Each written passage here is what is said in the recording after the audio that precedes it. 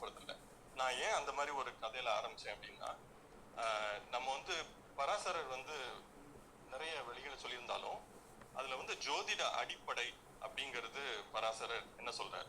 அதாவது இப்போ வந்து அடிப்படை அப்படின்னா என்ன, இப்போ வந்து நம்ம எல்லாரும் நான் ஏன் வந்து ராசிகள் வந்து 12 தான். இப்போ வந்து யாராவது புதுசா ஒரு 2-3 ராசிகளை சேர்த்துக்கலாமே அப்படின்னு சொன்னா நம்ம ஏத்துக்க போறது இல்லை. 12 ராசிகள்னா 12 ராசிகள் தான்.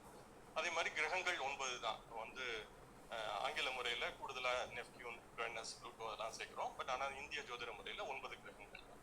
பாவங்கள் 12 தான். ஸோ அதனால இதெல்லாம் நம்ம வந்து அடிப்படை. இப்போ நான் அதை விட்டுட்டு ஒரு 32 பாவங்கள் இருக்கிற புதிய ஜோதிட முறை, மனித வாழ்க்கையின் மொத்த பரிமாணத்தையும் காட்டுகின்ற 32 பாவங்கள் அப்படின்னா யாரும் ஏத்துக்க போறது இல்லை. ஸோ இந்த மாதிரி ஒரு அடிப்படை விஷயங்களை நம்ம எல்லாம் எந்த கேள்வியும் நம்ம கேட்கறது கிடையாது, இதுதான் அப்படின்னு ஒத்துக்கிற மாதிரி எதெல்லாம் அடிப்படை, எதெல்லாம் நம்ம வந்து அடிப்படைன்னு ஏத்துக்கணும், எதெல்லாம் அடிப்படை இல்லை அப்படின்னா, இப்போ வந்து பராசரர்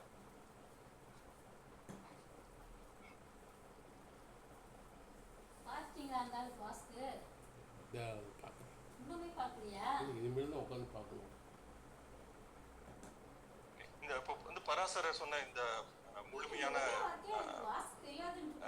பராசர முறை, அதாவது அந்த 2 வால்யூம்ல இருக்கிற அனைத்து விஷயங்களையும் நான் ஏற்கனவே வந்து இந்திய ஜோதிடம் ஒரு வரலாற்று பார்வை அப்படிங்கிற இந்திய ஜோதிடம் ஒரு வரலாற்று பார்வை அப்படிங்கிற அந்த உரையில வந்து இதை பத்தி பேசுறேன். இது வந்து மொத்தமா பராசரர் சொல்ற அனைத்து செய்திகளையும் ஒரே பக்கத்துல பார்க்க முடியுமா அப்படின்னா நம்ம இந்த மாதிரி பார்க்கலாம். இதுல வந்து நான் அடிப்படை அப்படின்னு இந்த இடத்துல எழுதி காட்டுறேன்.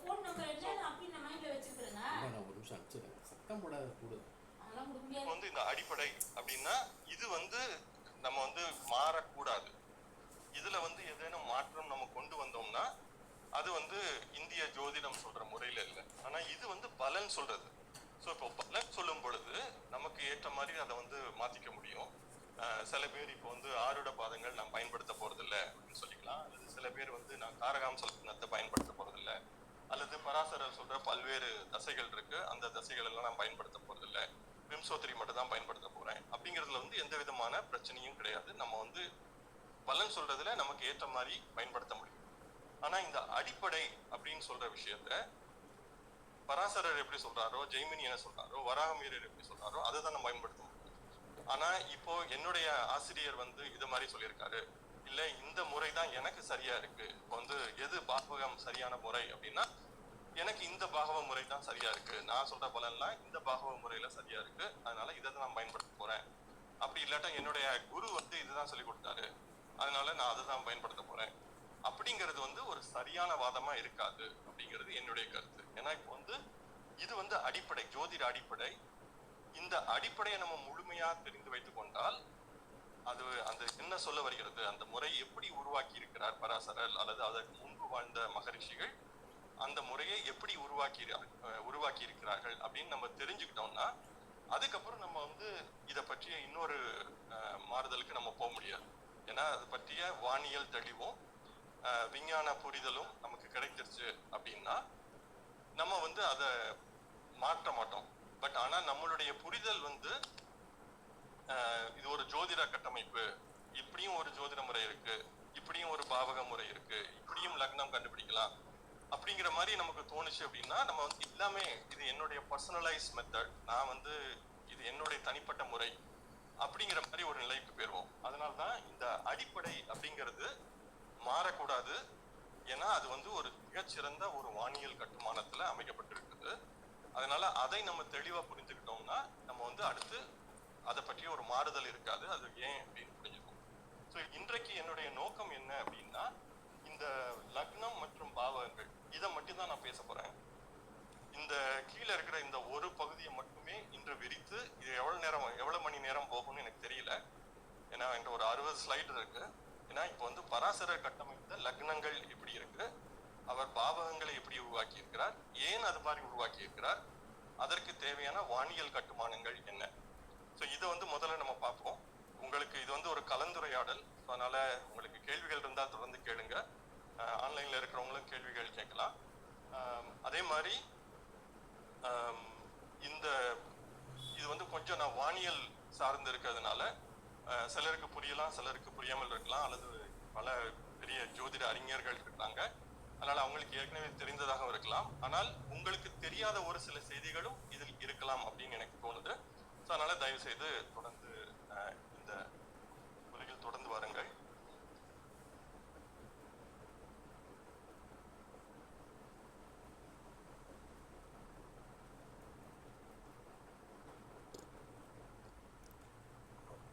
இப்போ இது ஒரு கலந்துரையாடல் அப்படிங்கிறதுனால நான் ஒரு சில கேள்விகள் வந்து எழுப்பலாம் அப்படின்னு நினைக்கிறேன். ஸோ இப்போ வந்து ராசிகள் வந்து சமமான அளவு கொண்டவையா? நமக்கு எல்லாம் 30 பாகை கொண்ட ராசி அப்படின்னு சொல்றோம். இது கரெக்ட் தானா? இதுல ஏதாவது மாறுபட்ட கருத்து யாருக்கா இருக்கா?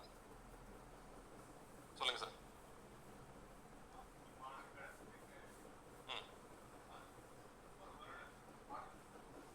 ஓகே, ஐயா நாகராஜன் ராமசாமி ஐயா சொல்றாங்க ராசி மானங்கள்னு இருக்கு, அது வந்து ஒவ்வொரு ஆண்டும் மாறுதலுக்கு உண்டாகும்.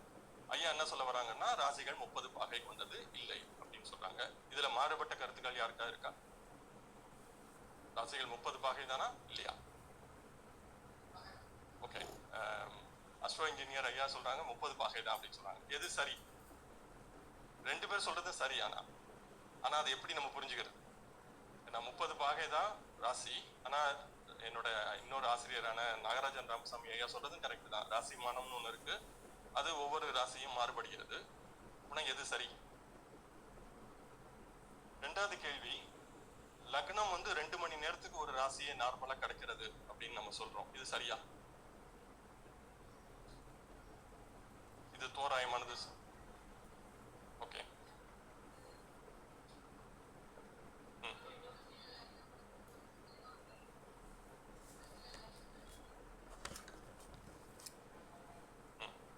நீங்க சொல்றது ஓகே, நீங்க சொல்றது மிகவும் சரி. லக்னம் வந்து சில நேரங்கள்ல மாறுபடுது, ஆனா பூமி சுத்துற வேகம் ஒரே மாதிரி தானே இருக்கு. பூமி வந்து இந்த ராசி வரப்போது வானத்துல கொஞ்சம் வேகமா சுத்தலாம், இந்த ராசி வரப்போது வானத்துல கொஞ்சம் மெதுவா சுத்தலாம். அந்த மாதிரி பூமி சுத்துறது இல்லை. பூமி வந்து ஒரே வேகத்துல தான் சுத்தி வருது. அஸ்ட்ரோ இன்ஜினியர் சொன்னது மாதிரி 30 பாகை கொண்ட ராசி மண்டலம் தான். அயனம் ஒரே நாள்ல வச்சுக்கலாமே. இப்போ வந்து இன்றைக்கு இரவு பகல் சம நாள் அப்படின்னு வச்சுக்கலாம். இன்றைக்கு கூட வானத்துல வந்து ஒவ்வொரு ராசியும் வந்து ராசிமான அளவு வந்து மாறுபடும். நம்ம ஒரே நாள் அயனம் மாறும் பொழுது மாறலாம், நம்ம அயனத்தை மாற்ற வேண்டாம், ஒரே நாள்ல வச்சுப்போம். ஒரே நாள்ல கூட ஒவ்வொரு ராசியும் உதிக்கிற கால அளவு வந்து மாறுபடுது. ஆனா பூமி சுத்துற வேகம் மாறுபடுது இல்லை, பூமி ஒரே வேகத்துலதான் சுத்தி வருது. ஓகே, நான் வந்து ஒரு சில கேள்விகள் ஏன் கேட்கிறேன் அப்படின்னா, நான் சொல்ல வர்றது வந்து உங்களுக்கு அடுத்து இது பற்றி கொஞ்சம் கூடுதல் ஆர்வம் வரும் அப்படிங்கிறதுக்காக கேட்கிறேன். அதே மாதிரி ராசிகள் உதிக்கின்ற கால அளவு ஏன் வேறுபடுகிறது? அதே மாதிரி பராசரர் வந்து 2 விதமான லக்னங்கள் சொல்லியிருக்காரு. ஒண்ணு வந்து நம்ம நார்மலா பயன்படுத்துற லக்னம், இன்னொன்னு வந்து சிறப்பு லக்னம் அப்படின்னு சொல்றாரு. பாவக லக்னம், கோர லக்னம், கடிக லக்னம், வர்ணத இது பிராணபத லக்னம், அதே மாதிரி ஜெய்மினி வந்து விகட்டிக லக்னம் அப்படின்ட்டு நிறைய லக்னங்கள் சொல்றாரு. இந்த 2 லக்னங்களுக்கு என்ன வேறுபாடு? இந்த 2 லக்னத்தை எப்போ எதனால நம்ம யூஸ் பண்ண போறோம்? எந்த நேரத்துல லக்னம் யூஸ் பண்ணணும், எந்த நேரத்துல பாவக லக்னம் யூஸ் பண்ணணும், எப்போ ஹோர லக்னம் யூஸ் பண்றோம், எப்போ கடிக லக்னம் யூஸ் பண்றோம்? சோ இது இன்னொரு கூடுதல் கேள்வி. அதே மாதிரி பாவம்னா என்ன?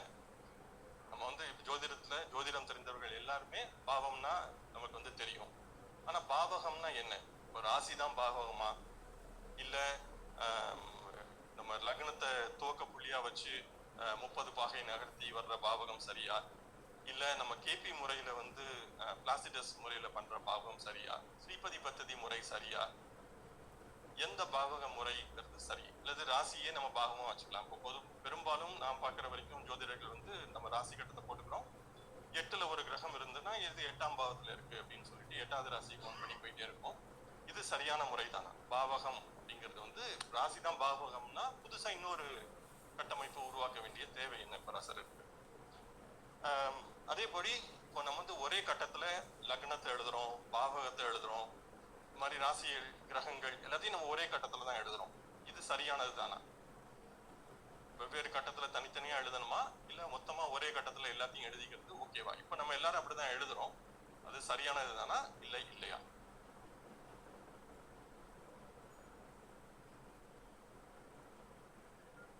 ஓகே, இந்த கேள்விகளுக்கு வந்து நம்ம இந்த உரையில வந்து விடை தேடுவோம். இப்போ இந்த முழு உரையுமே நட்சத்திர சாஸ்திர ஸ்லோகத்துல அடிப்படையா வச்சுதான் இருக்க போகுது. ஸோ நான் இந்த ஒரு ஸ்லோகத்தான விடை நமக்கு தெரிஞ்சிருச்சு அப்படின்னா இந்த இந்த உரை நம்ம கேட்க வேண்டிய தேவையில்லை.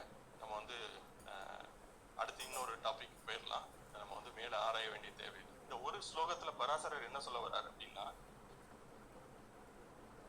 அவரவர் பிறந்த இடத்தை பொறுத்து லக்னம் இருக்கின்ற அமைப்பு என்பது மாறுகிறது. ஆனால் பாவ லக்னம், ஹோர லக்னம், கடிக லக்னம் இடத்துக்கு ஏற்ப மாறுவதில்லை அப்படின்னு சொல்றாரு. இது ஒரே ஒரு ஸ்லோகம் தான், ரொம்ப சிம்பிளான ஒரு ஸ்லோகம்.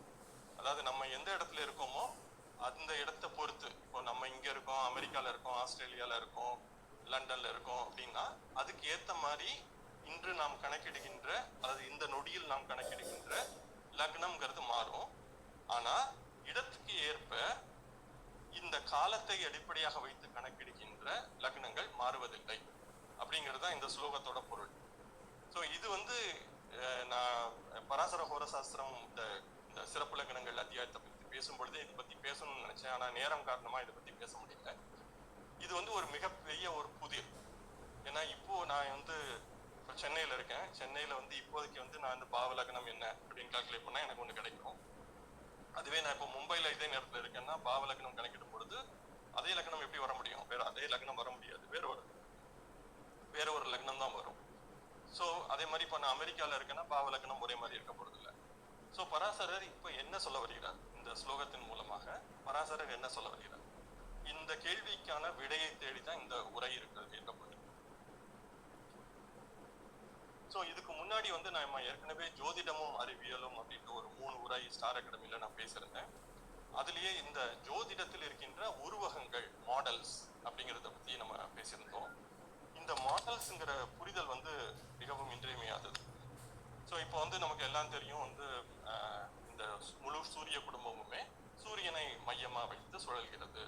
இது ஒரு தோராயமான கணக்கு. ஆக்சுவலா சூரிய மைய பொருண்மை மையம், பேரி சென்டர், சோலார் சிஸ்டத்தோட பேரி சென்டர் என்பதை மையமாக வைத்துதான் சுழல்கிறது. ஆனா அந்த பேரி சென்டர் சூரியனுக்குள்ள பொதுவா இருக்கும்.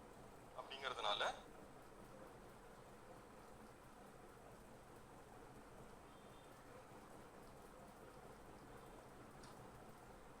இந்த பேரி சென்டர்ங்கிறது வந்து சூரியனுக்கு உள்ளே பெரும்பாலும் இருக்கும். அப்படிங்கிறதுனால நம்ம வந்து சூரியனை மையமாக வைத்து கிரகங்கள் சுழல்கின்றன அப்படின்னு சொல்றது ஓகே. ஆனா நம்ம வந்து சூரியன்ல இல்லை, நம்ம இருக்கிறது பூமியில இருக்கோம். ஸோ பூமியில இருக்கிறதுனால நம்ம வந்து சூரியனை மையமாக வைத்து கிரகங்கள் எப்படி சுழல்கின்றன அப்படிங்கிறது வந்து நமக்கு வந்து ஜோதிடத்துக்கு தேவையில்லை. ஜோதிடத்துக்கு தெரியும், எல்லாமே நம்ம சூரியனை முதன்மையா வைத்து தான் பேசுறோம், பூமியை வைத்து பேசுவதில்லை. ஆனாலும் நம்முடைய பார்வைக்கு வானத்துல கிரகங்கள் எப்படி இருக்கு அப்படிங்கிறது நம்ம பூமியில இருந்து பாக்குறோம். அப்படிங்கிறதுனால நமக்கு வந்து சூரிய மண்டல பார்வை அல்லது சூரிய மைய பார்வை அப்படிங்கிறது வந்து பயனுள்ளதா இல்லை. அது உண்மை, ஆனா அது வந்து யூஸ்ஃபுல்லா இல்லை. ஸோ அதனால இதுவும் நான் ஏற்கனவே ஸ்டார் அகாடமி உரையில பேசினதுதான். சூரியன் வந்து தொடர்ந்து பால்வழி மையத்தை தொடர்ந்து சுத்தி போயிட்டே இருக்கு. அந்த சூரியனை சுத்தி அனைத்து கிரகங்களும் போயிட்டு இருக்கு. அதுல பூமி தானே தொடர்ந்து சுற்றி கொண்டே வருகிறது.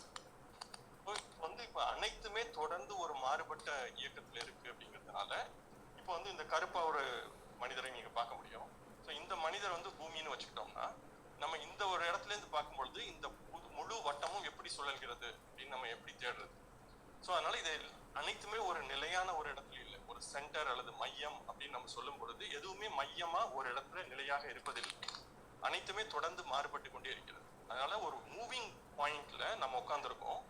அந்த மூவிங் பாயிண்ட்ல இருந்து நம்ம வந்து வானத்தை பார்க்கணும். அப்போ நமக்கு வந்து நம்ம பார்க்குற காட்சிக்கு ஏற்ற மாதிரி ஒரு உருவகம் தேவைப்படுது, ஒரு மாடல் தேவைப்படுது.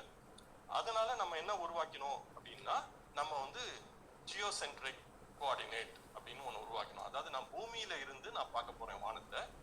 பூமியில இருந்து நான் வானத்தை பார்க்குறேன் அப்படின்னா சூரியனை சுற்றி கிரகங்கள் இப்படி சுற்றி வருகிறது. ஆனா இதுல குறிப்பா அந்த ப்ளூ கலர்ல ஒரு சின்ன ஒரு புள்ளி தெரியும், அது பூமி. நான் அந்த பூமியை மையமா இங்க வச்சுட்டு கிரகங்கள் எப்படி சுற்றி வருகிறது அப்படிங்கிறத நான் தேட போறேன். ஏன்னா அதுதான் நம்ம வானத்துல அப்சர்வ் பண்ண முடியும். அதனால இந்த ப்ளூ கலர்ல தொடர்ந்து சுற்றி வருகின்ற இந்த புள்ளிய ஒரு நிலையான புள்ளியா நம்ம வானத்துல பிக்ஸ் பண்ணி வச்சுட்டோம்னா, ஏன்னா நம்ம இருக்கிறதுனால நம்ம மூவ் பண்றது இல்லை, ஆனா நம்ம இருக்கிற வானம் வந்து தொடர்ந்து மூவ் பண்ற மாதிரி நமக்கு தோணுது. அதனால இந்த பூமிங்கிற அந்த புள்ளிய நிலையா வானத்துல வச்சுக்கிட்டு நம்ம வந்து இந்த ராசி மண்டலத்தை பார்க்க போறோம். இந்த பார்வை அப்படிங்கிறது எப்படி இருக்கும் அப்படின்னா, இது வந்து ஒரு ராசி மண்டலம் நீங்க கற்பனை பண்ணிக்கலாம். ஸோ இதை வந்து நீங்க வந்து உங்களுக்கு கண் பார்வை தெரியாத வரைக்கும் எவ்வளவு தூரம் நீங்க விரிக்க முடியுமோ அவ்வளவு தூரம் நீங்க விரிச்சு பார்த்துக்கிட்டே போகலாம். அதாவது நம்ம ராசி மண்டலத்துல இருக்கின்ற கிரகங்கள் அப்படின்னு பார்த்தோம்னா, ஒரு கிட்டத்தட்ட சூரியன் இருக்கிறது வந்து ஒரு 8 ஒளி நிமிட தூரத்துல இருக்கு. ஒளி நிமிடம்ங்கிறது வந்து ஒளி வந்து 3 லட்சம் கிலோமீட்டர் பர் செகண்ட் அப்படிங்கிற வேகத்துல போகுது. அப்படி போனா சூரியன்ல இருக்கிற ஒளி கிளம்பி பூமிக்கு வந்து சேரத்துக்கு தோராயமா 8 நிமிடங்கள் ஆகிடுது. ஆனா இப்போ அதே சனி அப்படின்னு பார்த்தா, சனி வந்து கொஞ்சம் தூரத்துல இருக்கு. அதே மாதிரி குரு, அதே மாதிரி யுரேனஸ், நெப்டியூன் இதெல்லாம் பார்த்தோம்னா கிட்டத்தட்ட 1 ஒளி மணி நேரம் அப்படிங்கிற தூரத்துக்கு கூட போக முடியும். ஆனா நமக்கு பார்வையில இருக்கிற நட்சத்திரங்கள், நம்ம வந்து இப்போ அஸ்வினி, பரணி, கார்த்திகை, ரோஹிணி சொல்ற நட்சத்திரங்கள் எல்லாம் கிட்டத்தட்ட 50 to 100 ஒளி ஆண்டுகள் தூரத்துல இருக்கு. ஸோ கிட்டத்தட்ட நம்ம வந்து அதுல இப்போ வந்து நம்ம 3 லட்சம் கிலோமீட்டர் பர் செகண்ட் வேகத்துல போனோம்னா 50 வருஷம் ஆகும் அந்த நட்சத்திரத்துக்கு போய் சேர்றதுக்கு. அவ்வளவு தூரத்துல இருக்கு. ஆனா அந்த வானத்துல இருக்கிற அந்த ராசி மண்டலத்தை நம்ம வந்து ஒரு தோராயமா ஒரு 30 பாகை அப்படின்னு சொல்லி நம்ம பிரிச்சு வச்சுக்கிறோம். ஸோ இது வந்து இந்த ராசி மண்டல வட்டம் அப்படின்னு வச்சுப்போம். இப்போ இந்த ராசி மண்டல வட்டத்துல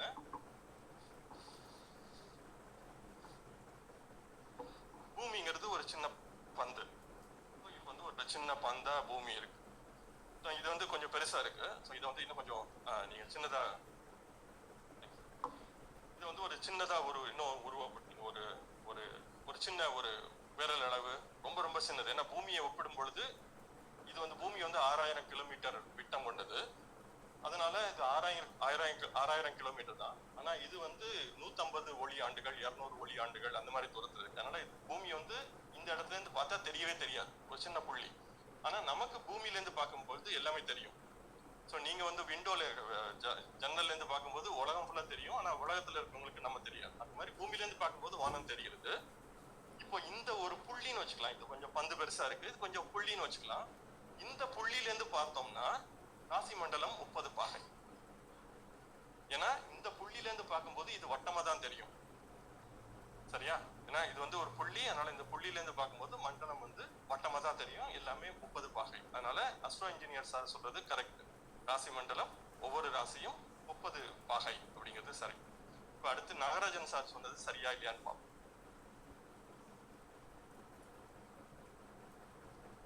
இதுல இன்னொரு சிக்கல் என்ன அப்படின்னா, பூமி வந்து நேரா சுத்துறது கிடையாது. அதாவது பூமியோட ஆக்சிஸ் வந்து வெர்டிகலா இருக்கிறது கிடையாது.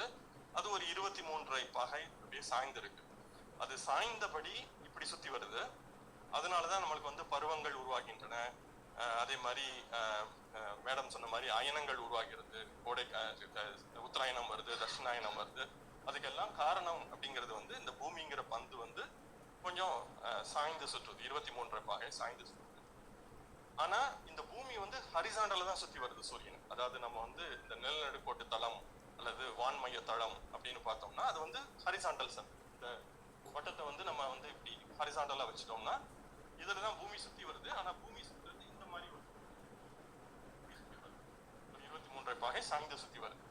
ஆனா சூரியன் இருக்கிறது வந்து இந்த ஹரிசாண்டல், அந்த கிடைமட்டமான சூரியன் சுத்தி வருது. அண்ட் சூரியனை பார்த்துதான், சூரியன் இருக்க இந்த தளத்தை வைத்துதான் நம்ம வந்து ராசி மண்டலம், அதாவது சூரியனுக்கு பின்புறமா அல்லது இதே இடத்துலதான் சந்திரன் மற்ற கிரகங்கள்லாம் சுத்தி வருது. இதனை பின்புலமா வச்சு வானத்துல எந்தெந்த நட்சத்திரங்கள் இருக்கு அப்படிங்கிறத பார்த்து நம்ம ராசி மண்டலம் உருவாக்கியிருக்கோம்.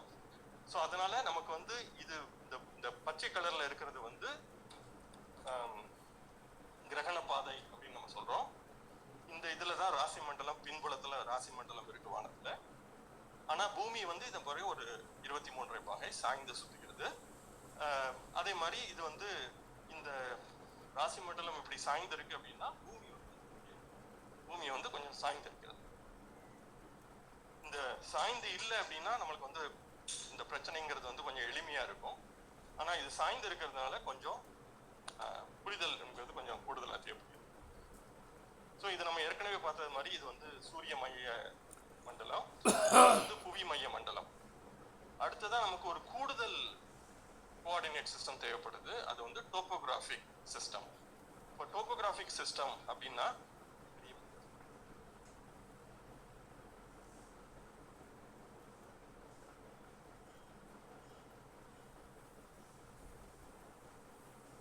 இந்த பந்துல வந்து சாம்பசிவம் அப்படிங்கிறது வந்து ஒரு எறும்பு அப்படின்னு வச்சுக்கலாம். ஓகே, ஸோ இந்த பந்து வந்து முதல்ல சாய்ந்து இருக்கிறது. இது வந்து இப்படி வெர்டிகலா இல்லை, சாய்ந்து இருக்கு. இப்படி சாய்ந்து இருக்கிற இந்த பந்துல நான் வந்து ஒரு எறும்பு. அதே மாதிரி இந்த வட்டம்ங்கிறது வந்து ஹரிசாண்டலா இருக்கு. இப்போ இந்த பந்து தொடர்ந்து சுற்றுகிறது அப்படின்னா, இந்த பந்து வந்து இப்படி தொடர்ந்து சுற்றுகிறது அப்படின்னா, இந்த எறும்புக்கு இந்த பந்து எப்படி, இந்த வளையம் எப்படி தெரியும்? கற்பனை பண்ண முடியுதா? இந்த பந்து சாய்ந்திருக்கு, இந்த பந்து மேல ஒரு எறும்பு உட்கார்ந்துருக்கு, இந்த பந்து வந்து தொடர்ந்து சுற்றுகிறது. அந்த எறும்பு வந்து இந்த வானத்துல இருக்கிற இந்த வளையத்தை பார்த்தா இந்த எறும்புக்கு இந்த வளையம் எப்படி தெரியும்? எப்படி தெரியும் சார்? மாறுபட்ட கோணத்துல தெரியும். நீங்க வேரியேஷன் சொல்றீங்க, வேரியேஷன் எக்ஸ்பிளைன் பண்ண முடியுமா? ஓகே, ஆங்கிள் வேரியேஷன் இருக்கும்னு சொல்றீங்க, கரெக்ட். வேற ஏதாவது என்ன ஐடியா தோணுது? ஏன்னா இந்த பந்து வந்து நான் எறும்பு வந்து தொடர்ந்து இடம் மாறாது, ஒரு இடத்துல தான் எறும்பு இருக்கு. இந்த எறும்பு தொடர்ந்து சுத்தும் பொழுது ஒரு இடத்துல இந்த வளையம் மேல இருக்கிற மாதிரி இருக்கும், டிஸ்டன்ஸ் கொஞ்சம் வேரி ஆகும். ஆனா இது 6000 கிலோமீட்டர், இது 6000 கிலோமீட்டர் மட்டும்தான் இதோட விட்டம். இது பல கோடி கிலோமீட்டர் தூரத்துல இருக்கு. ஸோ அதனால லென்த் கொஞ்சம் வேறுபடும், ஆனா அவ்வளவு பெருசா வேறுபாடு இருக்காது. ஆனா இந்த பந்து இப்படி தொடர்ந்து சுத்தும் பொழுது இந்த எறும்பு வந்து கொஞ்சம் மேல இருக்கு அப்படின்னு வச்சுக்கிறோம். இப்போ மேலேருந்து பார்க்கும்போது இந்த எறும்புக்கு வந்து இந்த வளையம் கீழே இருக்கிற மாதிரி தோணும். அதே இது எறும்பு கொஞ்சம் சுத்தி இந்த பக்கம் கீழே வந்துருச்சு அப்படின்னா கீழே இருந்து பார்க்கும்போது இந்த வளையம் மேல இருக்கிற மாதிரி தோணும். ஒரே நாள்ல பூமி சுத்தி வருது, நான் இந்த எறும்பு இந்த பந்து மேல உட்கார்ந்துருக்கேன். ஒரு இடத்துல இருக்கும் பொழுது இந்த வளையம் கீழே இருக்க மாதிரி இருக்கும், இன்னொரு இடத்துக்கு போகும்போது இந்த வளையம் மேல இருக்க மாதிரி இருக்கும். ஸோ சார் சொன்ன மாதிரி இது ஒரு சைனசாய்டல் மோஷனா இருக்கும், சைன் வேவ் மாதிரி. ஒரு இடத்துல மேல போகும், திரும்ப நடுவுல வரும், திரும்ப கீழே வரும், திரும்ப மேல போகும்.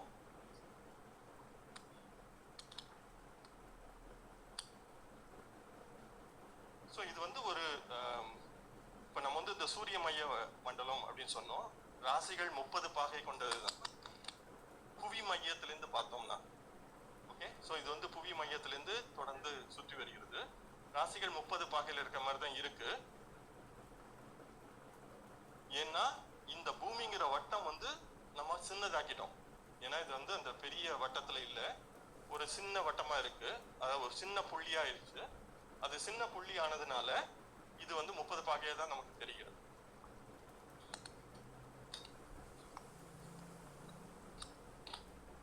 ஸோ இதை வந்து இப்போ அந்த பெரிய பந்துல எறும்பா நான் ஆக வேண்டாம், இந்த ஒரு சின்ன புள்ளியா பூமியை ஆக்கிடுவோம். ஓகே, நம்ம வந்து புவி மைய பார்வையிலேருந்து வானத்தை பார்ப்போம்.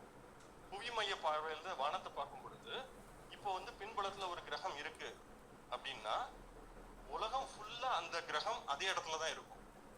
ஸோ இப்போ வந்து சந்திரன் உலகத்துல எங்க இருக்கு, வானத்துல எங்க இருக்கு? நம்ம சென்னையில இருந்து பார்த்தா சந்திரன் வந்து இப்போ மேஷ ராசியில 10 பாகையில இருக்கு அப்படின்னு வச்சுக்கிட்டோம்னா, அமெரிக்கால இருந்து பார்த்தாலுமே மேஷராசியில் 10 பாகையில தான் இந்த கணத்துல இருக்கும். அதே இது வந்து ஆப்பிரிக்கால இருந்து பார்த்தாலும் மேஷராசியின் 10 பாகையில தான் சந்திரன் இருக்கும். ஏன்னா நம்ம பார்க்கிற கிரகங்களை பார்க்கறது பூமிங்கிற ஒரு புள்ளியில இருந்து பார்க்கிறோம். பூமிங்கிற ஒரு பெரிய பந்துல இருந்து பார்க்கல, பூமிங்கிற ஒரு புள்ளியில இருந்து பார்க்கிறோம். ஏன்னா இந்த பூமிங்கிற புள்ளி சின்னதா இருக்கு ராசி மண்டலத்தை பொறுத்த வரைக்கும். எனவே கிரகங்கள் 30 பாகை கொண்ட ராசியில் தான் நகர்கின்றது. ஏன்னா இப்ப நான் கிரகங்களை பார்த்தேன்னா இந்த 30 பாகையில இந்த கிரகம் எப்படி நகர்கிறது அப்படின்னு தான் பார்க்க முடியும்.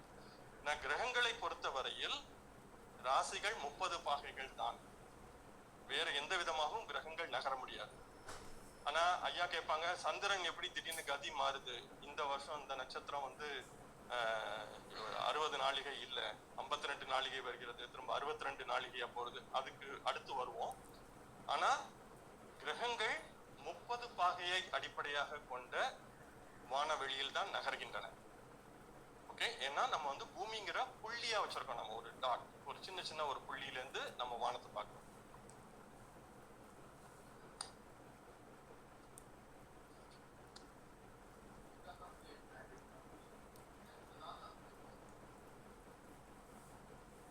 diameter of the earthனால கரெக்ட். ஏன்னா அது வந்து கோடிக்கணக்கான கிலோமீட்டர்ல இருக்கு, எர்த் வந்து ஒரு 6000 கிலோமீட்டர் தான். ஸோ அதனால இது வந்து அதனால கிரகங்கள் எப்பொழுதுமே 30 பாகையில தான் இயங்குகிறது. ஆனா இப்ப நம்ம வானத்தை பாக்குறோம் அப்படின்னா நம்ம எப்படி பாக்குறோம் அப்படின்னா, நம்ம வந்து இந்த பூமிங்கிற பந்து மேல இருக்கும், நம்ம வந்து ஒரு எறும்புனும் ரொம்ப சின்ன ஒரு உருவம் தான். பூமியோட டயமீட்டரான 6000 சார், பூமியோட விட்டமான 6300 கிலோமீட்டர் அப்படிங்கிறத ஒப்பிடும் பொழுது நம்ம வந்து ரொம்ப ரொம்ப ஒரு சிறிய ஒரு புள்ளி. ஸோ அந்த பந்து மேல இருக்கிற ஒரு எறும்பு. ஸோ இந்த எறும்பு வானத்தை பார்க்கிறது. ஓகே, மனிதன் வானத்தை பார்க்கறான். அந்த மனிதனுக்கு வந்து வானத்துல எப்படி தெரிகிறது அப்படின்னு பார்த்தோம்னா,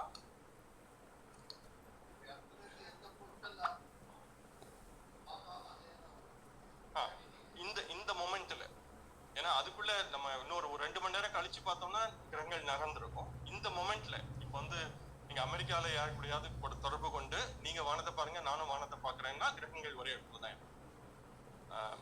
ஆனா கொஞ்சம் ஒரு 2 மணி நேரம் 3 மணி நேரம் மாறிடுச்சுன்னா கிரகங்கள் அதோட ஸ்பீட்னால இயக்கம் நிலை மாறி இருக்கும். ஸோ இப்போ வந்து நம்ம வந்து வானத்தை பார்க்குறோம் அப்படின்னா இந்த சென்டர்ல இருந்து பார்க்கணும். ஆனா நம்ம பூமியோட இந்த மையத்துக்கு போக முடியாது.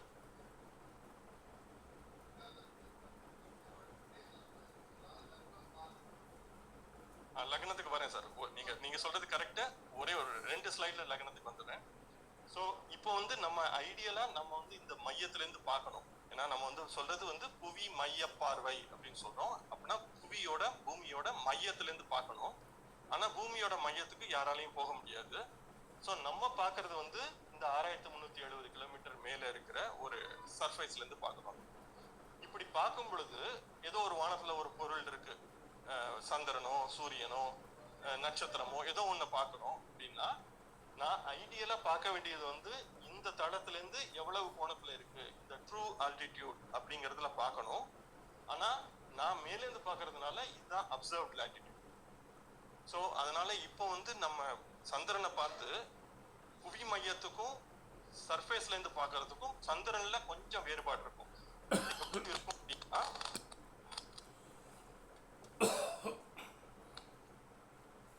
சூரியனோட அதிகபட்ச, நான் சூரியன் புவியோட மையத்துல இருந்து பார்க்கணும். ஆனா சூரியன் வந்து நான் பூமியோட மேல இருந்து பார்க்கிறேன். 8.8 வினாடி, அதாவது விகலை, அந்த அளவுல தான் அதோட வேறுபாடு இருக்கும். ஆனா சந்திரனை பொறுத்த வரைக்கும் ஒரு பாகை அளவு வேறுபாடு கூட வரலாம். அதனாலதான் நம்ம வந்து இப்போ ஜெகநாத ஹோரா அல்லது இப்போ வருகின்ற மென்பொருள் எல்லாமே அவங்க வந்து கம்ப்யூட்டர் கணிதம் மூலமாக நேரடியா புவி மையத்திலே கால்குலேட் பண்றாங்க. புவி மையத்திலே கால்குலேட் பண்றதுனால இந்த எரர் அப்படிங்கிறது கிடையாது அதுல. ஆனா நம்ம வந்து இப்போ வந்து கண்ணால பார்த்தோ அல்லது வேறு விதமா நம்ம வந்து சந்திரனை மெஷர் பண்றோம் அப்படின்னா திரிக் கணிதத்துக்கும் கால்குலேஷனுக்கும், அதாவது நம்ம வானத்துல பாக்குறதுக்கும் கால்குலேஷனுக்கும் ஒரு பாகை அளவு வேறுபாடு வர்றதுக்கு வாய்ப்பு இருக்கு. இந்த மாதிரி வேறுபாடு இருக்கு நம்ம பயன்படுத்துற பஞ்சாங்கத்துல அப்படின்னா தசாபுக்தி கணிதம் அதுல எல்லாம் வேறுபாடு வந்துடும். ஏன்னா நம்ம வந்து ஒரு பாகை சந்திரன் மாறிச்சுன்னா 13 பாகையில ஒரு தசை வரும், 13.20. அல்ல ஒரு பாகை வேறுபாடு வருது அப்படின்னா தசாபுக்தி கணிதம் வாய்ப்பு இருக்கு. ஆனா இப்போ வருகின்ற மென்பொருளை பயன்படுத்தும் பொழுது அந்த பிரச்சனை இல்லை. ஏன்னா அவங்க வந்து புவி மையத்துல இருந்து தான் கால்குலேட் பண்றாங்க. அது கம்ப்யூட்டர் மூலமா டைரக்டா மாடல் கால்குலேட் பண்றதுனால இந்த விசிபிள் எரர் அப்படிங்கிறது கிடையாது, பேரலாக்ஸ் எரர் அப்படிங்கிறது கிடையாது. ஆனா நம்ம வந்து வானத்தை பார்த்து பண்றோம் அப்படின்னா இந்த மிஸ்டேக் வர்றதுக்கு வாய்ப்பு இருக்கு. ஆனா மற்ற கிரகங்களுக்கு அவை ரொம்ப தூரத்துல இருக்கு அப்படிங்கிறதுனால இந்த எரர் வந்து ரொம்ப கம்மியா இருக்கும். ஆனா இதை பத்தி நம்ம கவலைப்பட தேவையில்லை. ஸோ இப்போ சார் கேட்ட மாதிரி இந்த டோபோகிராபிக், சொல்லுங்க சார்.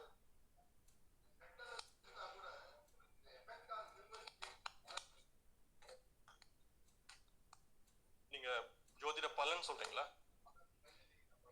நம்ம வந்து இப்போ பலனுக்குள்ள போகவே இல்லை.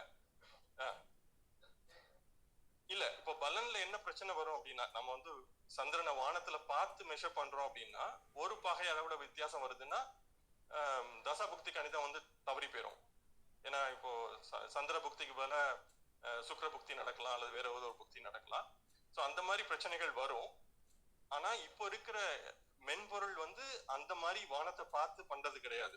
அவங்க நேரடியா குறிப்பா திருக்கணித முறையில இருக்கின்ற பஞ்சாங்கத்துல இருக்க வந்து எல்லாமே ஜியோசென்ட்ரிக் கால்குலேஷன்லால தான் பண்றோம். அதனால அந்த எரர் வந்து திருக்கணித முறையில யோசிக்க தேவையில்லை. ஆனா மற்ற பஞ்சாங்கங்கள்ல இந்த பிரச்சனை இருக்கா இல்லையாங்கிறது நம்ம தேடி பார்த்தா தான் தெரியும். பட் திருக்கணித முறையில இருக்கின்ற பஞ்சாங்கங்கள் வந்து ஜியோசென்ட்ரிக்ல கால்குலேட் பண்றதுனால இந்த பிரச்சனை கிடையாது. இப்போ சார் கேட்ட மாதிரி நம்ம காட்சி தளத்துக்கு போவோம். நான் வந்து இப்போ வானத்தை பார்க்கும் பொழுது பூமி மையத்துல இருந்து பார்க்கல, மேலிருந்து பார்க்கிறேன். இப்போ மேலிருந்து பார்க்கும் பொழுது ஏற்கனவே சொன்னதுபடி நான் வந்து ஏதோ ஒரு இடத்துல இருக்கலாம் பூமியில. நான் வந்து நிலநடுக்கோட்டு பகுதியில தான் இருப்பேன்னு சொல்ல முடியாது. சென்னை வந்து ஒரு 10 டிகிரியில அல்லது 8 டிகிரியில இருக்கு நிலநடுக்கோட்டுல இருந்து. ஸோ ஏதோ ஒரு பகுதியில நான் இருக்கேன். இப்போ இருக்கும் பொழுது நான் வந்து நிக்கிற இடத்துல இருந்து எனக்கு தலைக்கு மேல ஒரு உச்சின்னு ஒண்ணு இருக்கும், காலுக்கு கீழே பாதாளம்னு ஒண்ணு இருக்கும். அதே மாதிரி நான் இருக்கின்ற தளம், நான் பார்க்கின்ற தளம்ங்கிறது வந்து தொடுவானம். ஸோ இப்போ நீங்க சென்னையில வந்து மெரினா பீச்ல போய் நின்று கிழக்க பார்த்து நின்னீங்கன்னா ஒரு சர்ஃபேஸ், ஒரு வானம், தொடுவானம் தெரியும். அது வந்து நீங்க பார்க்கின்ற தளம். தலைக்கு மேல உச்சி இருக்கு, காலுக்கு கீழே பாதாளம் இருக்கு. ஆனா இது பூமியோட உச்சியாகவோ பூமியோட பாதாளமாகவோ இருக்க தேவையில்லை. நீங்க வந்து நார்த் போல்ல போய் நின்னா மட்டும்தான். அதுவும் கூட சொல்ல முடியாது, ஏன்னா பூமி வந்து 23 பாகை சாய்ந்திருக்கு. அதனால நீங்க வந்து வட துருவத்துல போய் நின்றால் கூட உங்களுடைய உச்சியும் பாதாளமும் பூமியோட எக்ஸாக்ட் பொசிஷன்ல இருக்கும்னு சொல்ல முடியாது. ஸோ இப்போ வந்து நமக்கு வந்து நாம இருக்கின்ற இடத்தை வச்சு ஒரு கோஆர்டினேட் சிஸ்டம் உருவாக்கணும். அப்போதான் நம்ம வந்து வானத்தை அப்சர்வ் பண்ண முடியும். ஸோ நான் இருக்கிற இடத்துல எனக்கு ஒரு திசைகள் வேணும். ஸோ அதனால ஒரு கிழக்கு இருக்கு, ஒரு மேற்கு இருக்கு, ஒரு வடக்கு தெற்கு இருக்கு, ஒரு உச்சி இருக்கு, ஒரு பாதாளம் இருக்கு. ஸோ இந்த 6 டைரக்ஷன் நமக்கு ஐடென்டிஃபை பண்ணலாம். அதே போல நம்ம இருக்கின்ற இடத்துக்கு சரியா மேல வந்து நமக்கு வந்து பிரைம் மெரிடியன், நம்மளுடைய மெரிடியன் சொல்லப்படுகின்ற தீர்க்க ரேகைன்னு ஒண்ணு இருக்கு. நம்ம வந்து பூமியில வந்து அட்சரேகை தீர்க்க ரேகைன்னு உருவாக்கியிருக்கோம். அட்சரேகை வந்து கிடைமட்டமா இருக்கும், தீர்க்க ரேகைங்கிறது வெர்டிகலா இருக்கும். ஸோ இந்த தீர்க்க ரேகை நம்ம ஊருக்கு மேல ஒண்ணு போகும் வானத்துல. ஸோ அந்த தீர்க்க ரேகை வந்து இந்த மாதிரி ஒரு வட்டத்துல இருக்கு. அது வந்து ஒரு இது வந்து கிரேட் சர்க்கிள்னு சொல்லுவாங்க இங்கிலீஷ்ல. ஒரு மிகப்பெரிய வட்டம் நம்ம இருக்கிற இடத்துக்கு வழியா வானத்துல வரைய முடியும்.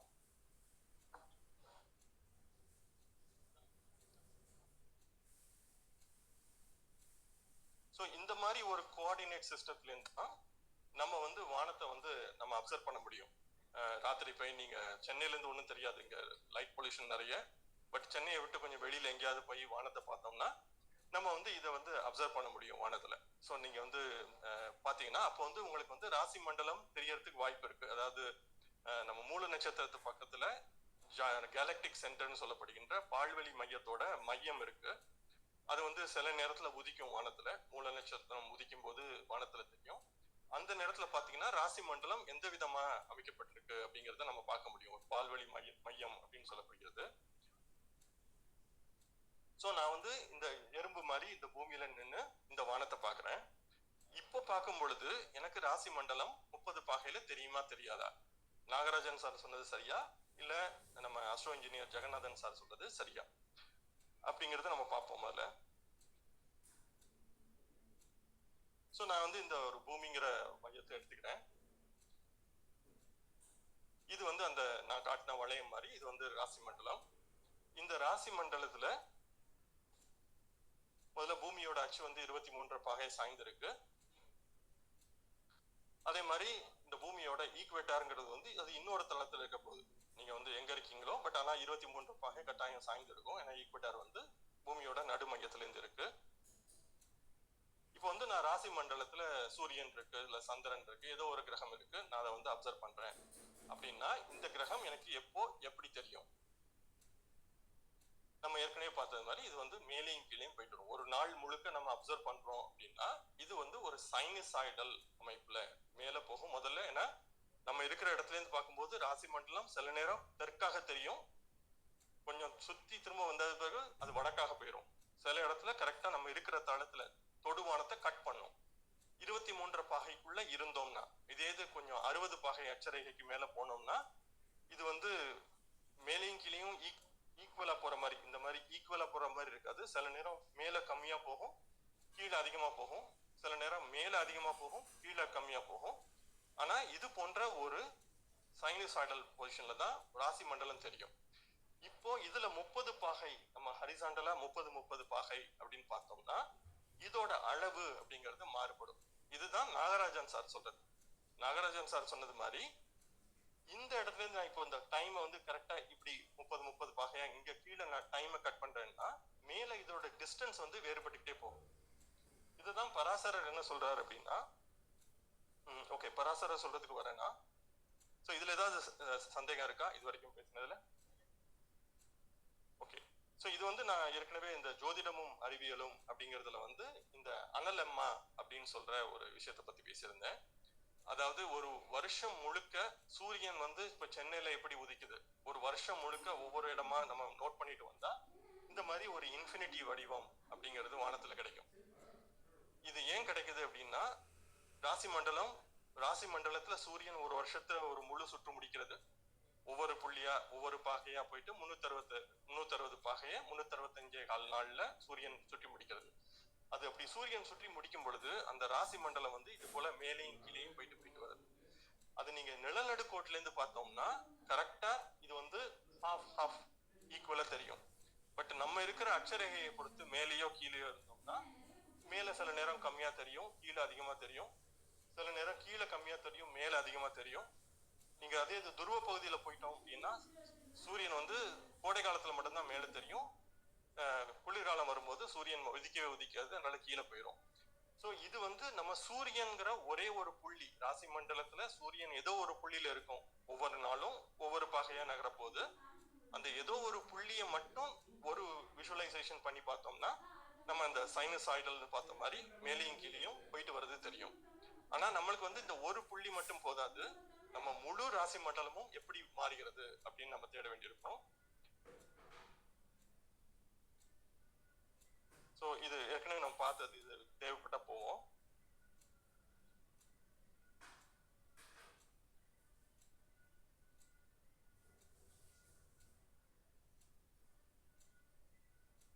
சோ இப்போ வந்து சூரியன் வந்து இந்த ஒரு வருஷத்துல நிலநடுக்கோட்டுல இருந்து மேல போகும், திரும்ப நிலநடுக்கோட்டுக்கு வரும். சோ இந்த மாதிரி ஒரு ஸ்பைரல் மோஷன்ல சூரியன் மேல போயிட்டு வருது. ஆனா சூரியன் இந்த மாதிரி ஸ்பைரல் மோஷன்ல போல, ஆனா அந்த புள்ளி வந்து ஸ்பைரல் மோஷன்ல போற மாதிரி இருக்கு. சோ ராசி மண்டலம் எப்படி தெரிகிறது? இதுவும் ஏற்கனவே பிருகத் பராசர ஹோராவி சாஸ்திரத்துல பார்த்தோம். நீங்க வந்து ஒரு இருட்டான இடத்துல, சென்னையில முடியாது, வேற ஏதோ ஒரு இடத்துல போய் நம்ம வந்து வானத்தை அப்சர்வ் பண்றோம் அப்படின்னா நீங்க ஒரு 2 மணிக்கோ 3 மணிக்கோ காலையில போய், நான் பண்ணியிருக்கேன் அது, 2 மணிக்கோ 3 மணிக்கோ வானத்துல போய் கிழக்க பார்த்து நம்ம நின்றுட்டு ராசி மண்டலம் எப்படி நகர்கிறது அப்படின்னு பார்த்தோம்னா இது வந்து ஒரு, அதாவது இரவு பகல் சமநாள். சூரியன் வந்து சரியா நிலநடுக்கோட்டுல தான் உதிக்க போகுது இன்னைக்கு, ஏன்னா இரவு பகல் சமநாள் அப்படின்னு வச்சுக்கிட்டோம். ஸோ நீங்க ஒரு 2 மணிக்கு போய் பார்த்தோம்னா ராசி மண்டலம் சரியா கிழக்குல இருக்காது. ஏன்னா நம்ம பாக்குறது வானத்துல ராசி மண்டலத்தோட ஒரு சிறு பகுதியை மட்டும் தான் பாக்குறோம். அந்த பகுதி வந்து வடக்காக இருக்கிறது இந்த இடத்துல. ஸோ வடக்கு நோக்கி ராசி மண்டலம், சந்திரன் இருக்கு, அதனால இது ராசி மண்டலம், இது வடக்கு நோக்கி இருக்க போது ஒரு நாள் அப்படின்னா ராசி மண்டலம் தொடர்ந்து கிழக்கு நோக்கி நகர துவங்கும். நம்ம பார்வைக்கு சரியா சூரியன் உதிக்கும் பொழுது அது சரியான கிழக்கு திசையில சூரியன் உதிக்கும். ஏன்னா இன்றைக்கு இந்த மாடல் படி இரவு பகல் சமநாள், நான் இருக்கிறது நிலநடுக்கோட்டுல இருக்கேன். அதனால சூரியன் வந்து சரியான கிழக்கு திசையில உதிக்கிறது. ஆனா சூரியன் கொஞ்சம் மேலேறி போகுது அப்படின்னா ராசி மண்டலம் உதிக்கின்ற புள்ளி திரும்ப இப்போ தெற்கு நோக்கி போக ஆரம்பிச்சிடும். ஏன்னா நம்ம பார்த்த மாதிரி பூமியை ஹரிசாண்டலா வச்சோம்னா ராசி மண்டலம் இப்படி இருக்கு, இப்படி இல்லை. ஏன்னா பூமி வந்து 23 பகுதி சாய்ந்திருக்கு. நம் ராசி மண்டலத்தை சாய்க்கிறதுக்கு பதிலா பூமியை நேரா வச்சோம்னா ராசி மண்டலம் இப்படி இருக்கு.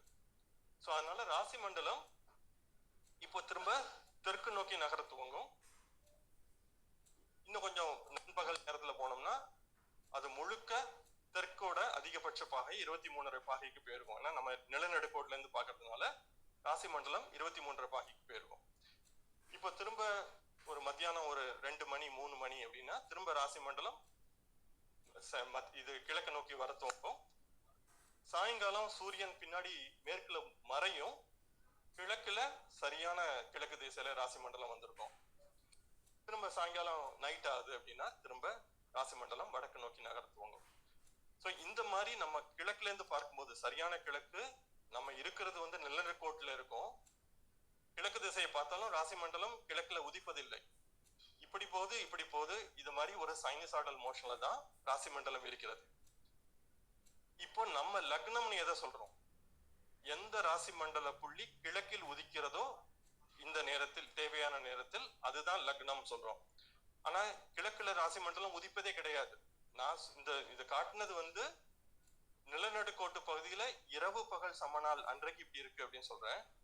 இதுவே மற்ற இடத்துல நான் வந்து இப்போ சென்னையில 10 டிகிரி மேல இருக்கு நிலநடுக்கோட்டுல இருந்து, இன்னொரு இடத்துல இருக்குன்னா ராசி மண்டலம் சரியான கிழக்கில் உதிப்பது கிடையாது.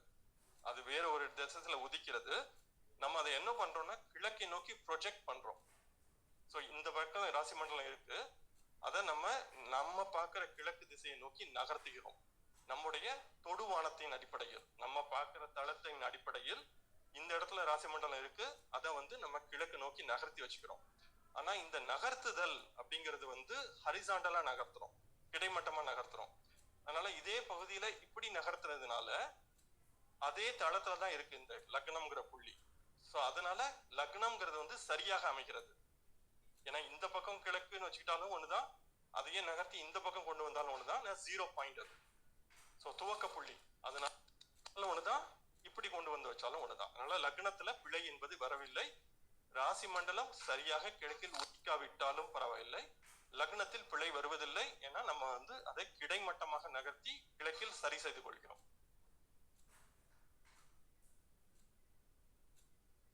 அதே மாதிரி ராசி மண்டலம் வட்டமா அல்லது அது ஒரு மேலே கீழியும் செல்லக்கூடிய ஒரு வட்டமா அப்படின்னா நீங்க எங்கிருந்து பாக்குறீங்க அப்படிங்கிறத பொறுத்து இருக்கு. ராசி மண்டலம் வட்டம், புவி மையத்திலிருந்து பார்த்தால் ராசி மண்டலம் வட்டம். அதுவே ராசி மண்டலம்ங்கிறது வந்து நீங்க பூமியின் மேலிருந்து பார்த்தால் மேலும் கீழுமாக செல்லக்கூடிய ஒரு வளைந்த கோடு. நீங்க அதை விரிச்சு பாத்தீங்கன்னா இப்படி மேலே கீழியும் ஒரு வளைந்த கோடு. அதனால ராசி மண்டலம் வட்டமா என்றால் வட்டம், வட்டம் இல்லாமல் அது மேலும் கீழுமாக செல்லக்கூடிய கோடா அப்படின்னாலும் அது சரிதான். ஸோ அதனால நாகராஜன் சார் சொன்னது சரிதான், அஸ்ட்ரோ இன்ஜினியர் சார் சொன்னது சரிதான். கேள்வி வந்து நம்முடைய பார்வையை பொறுத்திருக்கிறது. ஸோ எந்த பார்வையிலிருந்து பார்க்கிறோம்? புவி மையத்திலிருந்து பார்க்கிறோமா அல்லது காட்சி தளத்திலிருந்து பார்க்கிறோமா? ஸோ எதிலிருந்து பார்க்கிறோம் அப்படிங்கிறத பொறுத்து இந்த கேள்விக்கான விடை இருக்கிறது. இரண்டுமே சரியான விடை தான். இப்போ அடுத்து நம்ம பாவகங்களுக்கு போவோம். ஸோ பாவகங்கள் அப்படின்னா என்ன? ஸோ இப்போ வந்து நம்ம ராசி மண்டலத்தை நம்ம வந்து 12 பாகமா பிரிக்கிறோமா இல்லது பாவகங்கிறது வேறையா? ராசி மண்டலத்தை பிரிக்கிறோமா 12 பாவங்களாக அல்லது பாவகங்கிறது வேறையா?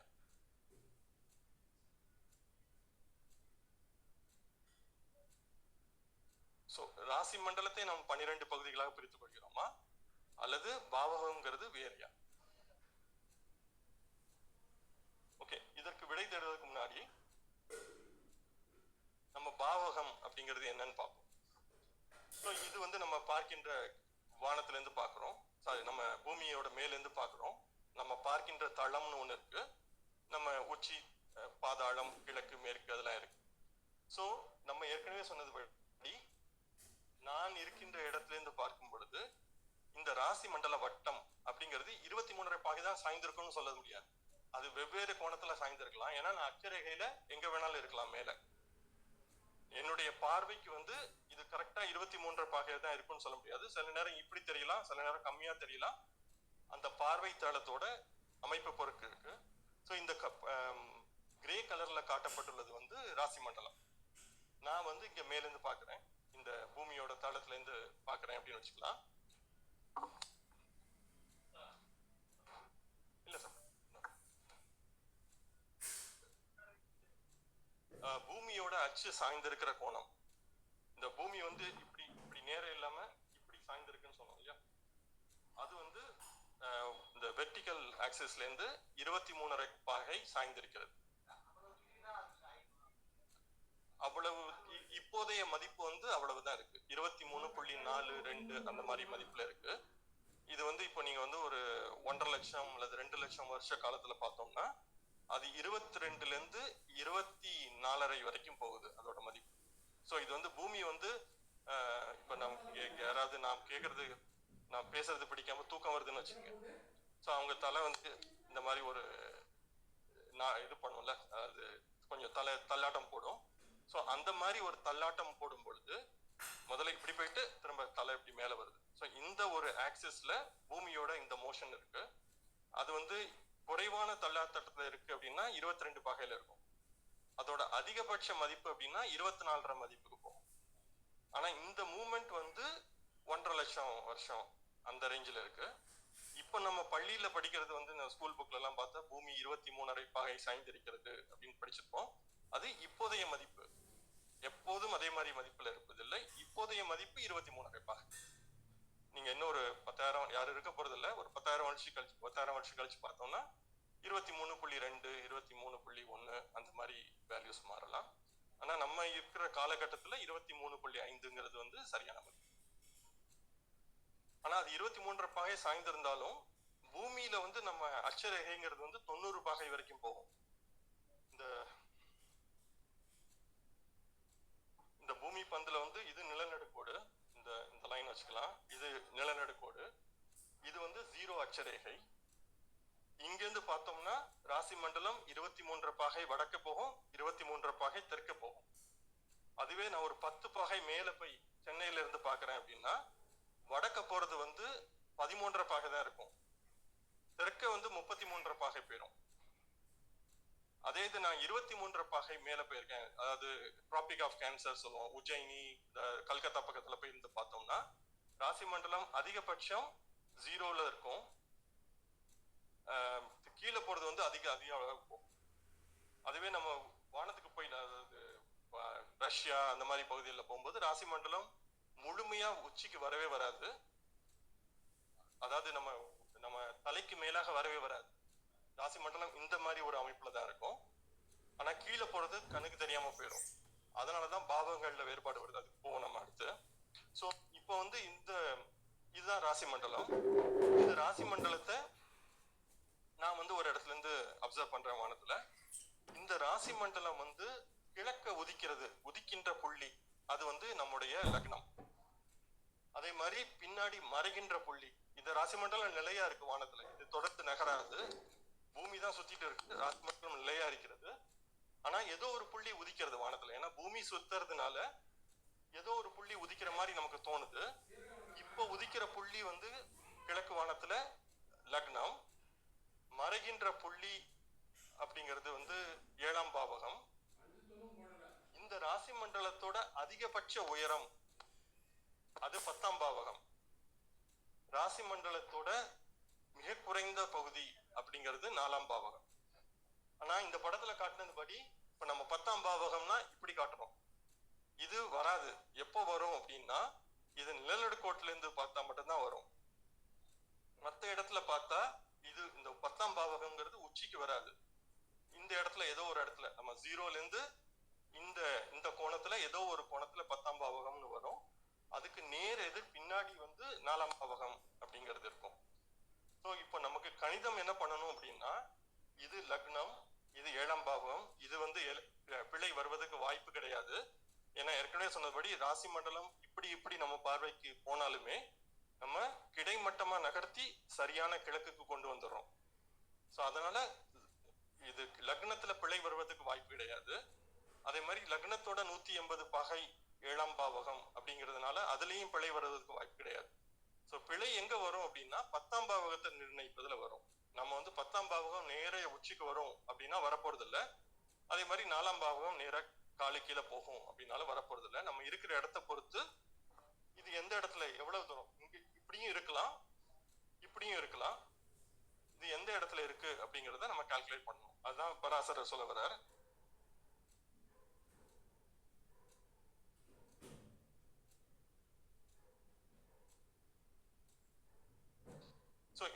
பாவக கணக்கீட்டுக்கு போறதுக்கு முன்னாடி இன்னொன்னு நம்ம என்ன தெரிஞ்சுக்கணும் அப்படின்னா, இந்த yes sir yes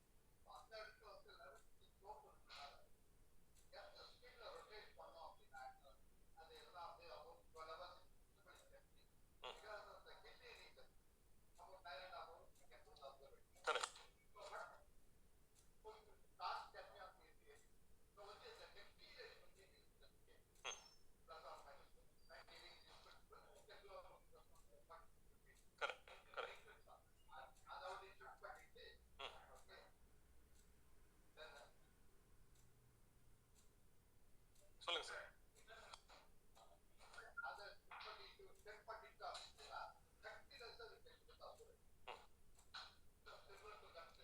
correct sir, நீங்க சொல்றது கரெக்ட். பட் நம்ம வந்து ஸ்பேஸ் அப்சர்வேஷன் பண்ணும்பொழுது ராசி மண்டலத்தை பார்ப்பதில் இருக்கு. பெரும்பாலும் நம்ம வந்து மற்ற இடத்தை அதாவது வானத்துல வந்து ராசி மண்டலம்ங்கிறது வந்து +-6 டிகிரி நம்மளுடைய நிலநடுக்கோட்டுல இருந்து +-6 டிகிரி பாக்குறோம். அங்கதான் ராசி மண்டலம் இருக்கு. பட் மற்றபடி நம்ம வானத்துல மற்ற கேலக்சிஸ் அதெல்லாம் பாக்குறதுக்கு வந்து மற்ற ஆங்கிள பார்ப்போம். பட் ராசி மண்டலம்ங்கிறது வந்து ஒரு குறிப்பிட்ட ஒரு ரொம்ப சின்ன ஒரு நேரோ பேன். ஓகே, ஸோ அதனால ராசி மண்டலத்தை மட்டும்தான் ஜோதிடம் வந்து கணக்கில் எடுத்துக்கொள்கிறது. ஆனா நம்ம வந்து மற்ற ஸ்பேஸ் கால்குலேஷன்ஸ், அஸ்ட்ரானமிக்கல் கால்குலேஷன்ஸ் பண்ணும்போது முழு வானத்தையும் நம்ம பார்க்கிறோம். ஆனா ஜோதிடத்துக்கு வந்து அந்த கணக்கீடுங்கிறது வந்து தேவைப்படாது. நம்ம வந்து ராசி மண்டலத்தை மட்டும்தான் ட்ரை பண்றோம். அதே மாதிரி இப்போ வந்து நம்ம பூமியில வந்து ஒவ்வொரு நாளும் பகல் இரவு நேரம் அப்படிங்கிறது வந்து தொடர்ந்து மாறுபடுகிறது. கோடை காலத்துல வந்து பகல் நேரம் கொஞ்சம் கூட இருக்கு, குளிர்காலத்துல பகல் நேரம் கொஞ்சம் கம்மியா இருக்கு. ஆனால் நிலநடுக்கோட்டு பகுதியில இரவு பகல் சமநாள் அன்று, ஈக்வினாக்ஸ் அன்று பகலும் இரவும் கரெக்டா 12 மணி நேரம் 12 மணி நேரம் அப்படின்னு இருக்கு. ஸோ இது வந்து ஈக்வினாக்ஸ், சம்மர் ஈக்வினாக்ஸ். இது வந்து வின்டர் ஈக்வினாக்ஸ், ஆட்டம்னல் ஈக்வினாக்ஸ். அதே மாதிரி மற்ற நேரத்துல வந்து இப்போ வந்து வடக்கு பகுதியில சூரியன் போகும்போதோ தெற்கு பகுதியில போகும்போதோ நம்ம வந்து பூமியோட நிலநடுக்கோட்டுல இருந்து மேலையும் கீழையும் போகும்போது பகல் இரவு கால அளவு அப்படிங்கிறது வந்து மாறுபடுகிறது. ஸோ பகல் நேரம் கம்மியா இருக்கு, இரவு நேரம் கூடுதலா இருக்கு, சில இடத்துல சில நேரம் மாறுதலா இருக்கு. ஸோ இதுவும் அந்த ராசி மண்டலம் வந்து எப்படி எந்த ஷேப்ல இருக்கு அப்படிங்கிறத கால்குலேட் பண்ண உதவும். ஏன்னா இது வந்து நம்ம பூமி வந்து ஒரே ஸ்பீட்ல சுத்துறதுனால இந்த நேரத்தை வைத்தும் நம்ம ராசி மண்டலம் எப்படி தெரியும் அப்படிங்கிறத கால்குலேட் பண்ணலாம். இப்ப நம்ம வந்து பராசரர் என்ன சொல்றாரு அப்படிங்கிறத பார்ப்போம். சோ பராசரர் என்ன சொல்றாரு அப்படின்னா, அவருக்கு வந்து இப்ப லக்னம் கணக்கெடு பண்ணோம். அந்த காலத்துல இந்த இருக்கிற மாதிரி சாஃப்ட்வேர்ஸ் அந்த மாதிரி ஃபெசிலிட்டிஸ் எதுவும் கிடையாது.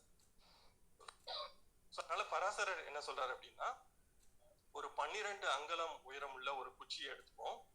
அந்த குச்சியை எடுத்துட்டு போய் நிலநடுக்கோட்டு பகுதியில சூரியன் வரும் பொழுது, அதாவது இரவு பகல் சமநாள் அன்றைக்கு உலகத்துல ஒவ்வொரு இடமா போய் நட்டு வைப்போம்.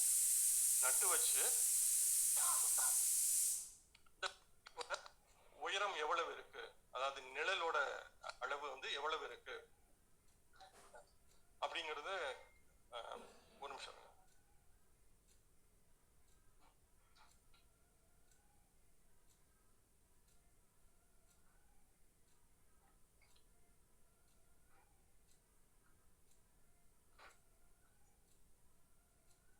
அந்த குச்சியோட உயரம் எவ்வளவு இருக்கு அப்படின்னு கனெக்ட் பண்ணலாம். அதாவது அந்த நிழலோட அளவு எப்படி இருக்குன்னு பார்க்கலாம் அப்படிங்கிறது பராசரரோட அந்த காலத்துல செய்த மெத்தட். இதை வந்து பராசரர் பல்பா அப்படின்னு சொல்றாரு, பல்பா அப்படின்னு சொல்றாரு. ஸோ இப்போ வந்து நிலநடுக்கோடுல நம்ம வந்து சூரியன் உச்சி பொழுது விழாது, அந்த உச்சி அந்த குச்சியிலே தான் இருக்கும். அதனால பல்பாங்கிறது 0. பட் அதுவே இப்போ வந்து சென்னையில மெஷர் பண்றோம், ஒரு வடக்கு அச்சாம்சம் ஒரு 10 டிகிரியில சென்னைக்கு பக்கத்துல ஒரு இடத்துல மெஷர் பண்றோம். சரியா உச்சியில சூரியன் இருக்கு. பார்த்தா அதனுடைய நிழல் எப்படி இருக்கும் அப்படின்னு பார்த்தோம்னா, அதனுடைய நிழல் கொஞ்சம் இருக்கும், ஓரளவு ஒரு மதிப்பு இருக்கும். இதை வந்து நம்ம மெஷர் பண்ணி வச்சுக்கணும், எவ்வளவு இருக்கு அப்படின்னு பார்க்கணும். அதே மாதிரி தெற்குல எவ்வளவு இருக்கு அப்படின்னு பார்த்தோம்னா, தெற்குலையும் இன்னொரு ஒரு மதிப்பு வரும். அதே 15 டிகிரியில பார்த்தோம்னா கொஞ்சம் நீளமா இருக்கும் நிழல். ஸோ இதே மாதிரி நம்ம ஒவ்வொரு அச்சாம்சத்திலையும் போய் அந்த நிழலோட அளவு எவ்வளவு இருக்கும் அப்படிங்கறத நம்ம கால்குலேட் பண்ணலாம். ஸோ இது வந்து இதோட அளவு அப்படிங்கிறது வந்து பல்பா. இது வந்து ஒவ்வொரு இடத்துலயும் மாறாமல் இருக்க போகுது. ஏன்னா நம்ம ஒரு இரவு பகல் சமநாள் அன்று சூரியன் உச்சியில இருக்கும் பொழுது ஒவ்வொரு இடமா போய் நம்ம எந்தெந்த இடம் தேவையோ அந்தந்த இடத்துல இதோட அளவை நம்ம மெஷர் பண்ணி வச்சுக்கலாம்.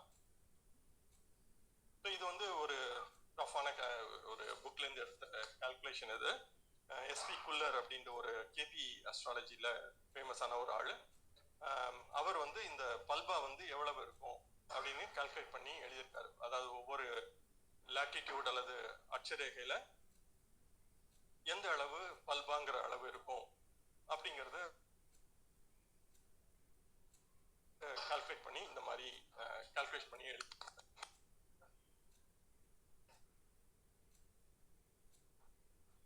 ஸோ இது வந்து பிருகத் பராசர புர சாஸ்திரம் அத்தியாயம் 5ல வந்து நம்ம இது ஏற்கனவே நம்ம பார்த்ததுதான்.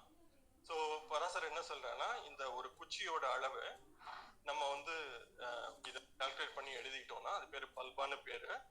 இந்த பல்பான்னு வர்ற கீழே அவர் வந்து ஒரு ஸ்கேலிங் ஃபேக்டர் சொல்றாரு. ஏன்னா ஒவ்வொரு ராசியும் உதிக்கின்ற கால அளவு வெவ்வேறா இருக்கிறதுனால சரக்கண்டா அப்படின்னு ஒரு கால்குலேஷன் சொல்றாரு. அந்த சரக்கண்டாங்கிற கால்குலேஷன்ல இந்த பல்பாங்கிற அளவை 10, 8, 10/3 என்ற 3 எண்களால பெருக்கி தனித்தனியா எடுத்து வச்சுக்க சொல்றாரு. ஸோ பல்பாவை 10ஆல பெருக்கணும், 8ஆல பெருக்கணும், 10/3ஆல பெருக்கணும், பெருக்கி தனியா எடுத்து வச்சுக்க சொல்றாரு.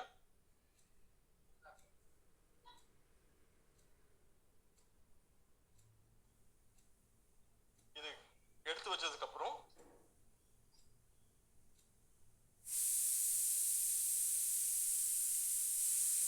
ஸோ இந்த 10, 8, 10/3 என்று 3ஆல பெருக்கி வச்சுட்டு இந்த முதல் சரக்கண்டாவை வந்து இந்த பல்பாவோட அளவை 10ஆல பெருக்கி எழுதிக்க சொல்றாரு.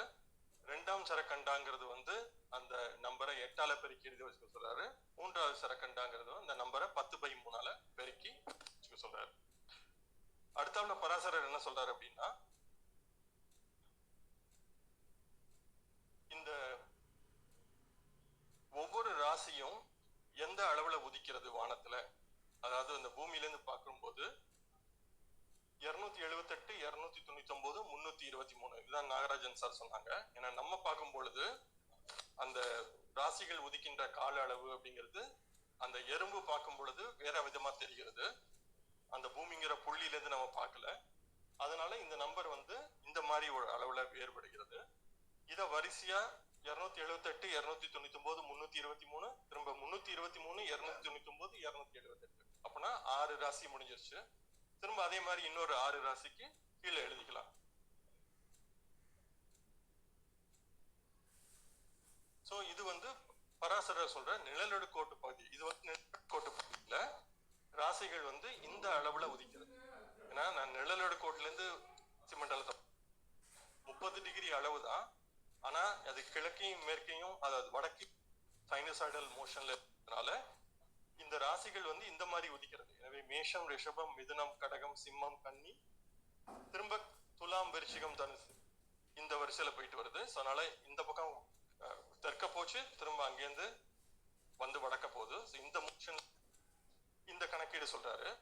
இது நிலநடுக்கோட்டு பகுதியில இருக்கிறதுனால இதை வந்து நிலநடுக்கோட்டுல இருக்கிற அந்த பகுதிக்கு வந்து லங்கா அப்படின்னு பேரு. அதனாலதான் நம்ம வந்து ஒரு இணையத்துல வந்து ஒரு ரிசர்ச் என்ன போயிட்டு இருக்கு அப்படின்னா, ராவணன் இருந்த லங்கா, ஸ்ரீலங்கா வந்து இப்ப நம்ம ஸ்ரீலங்கான்னு சொல்றோம்.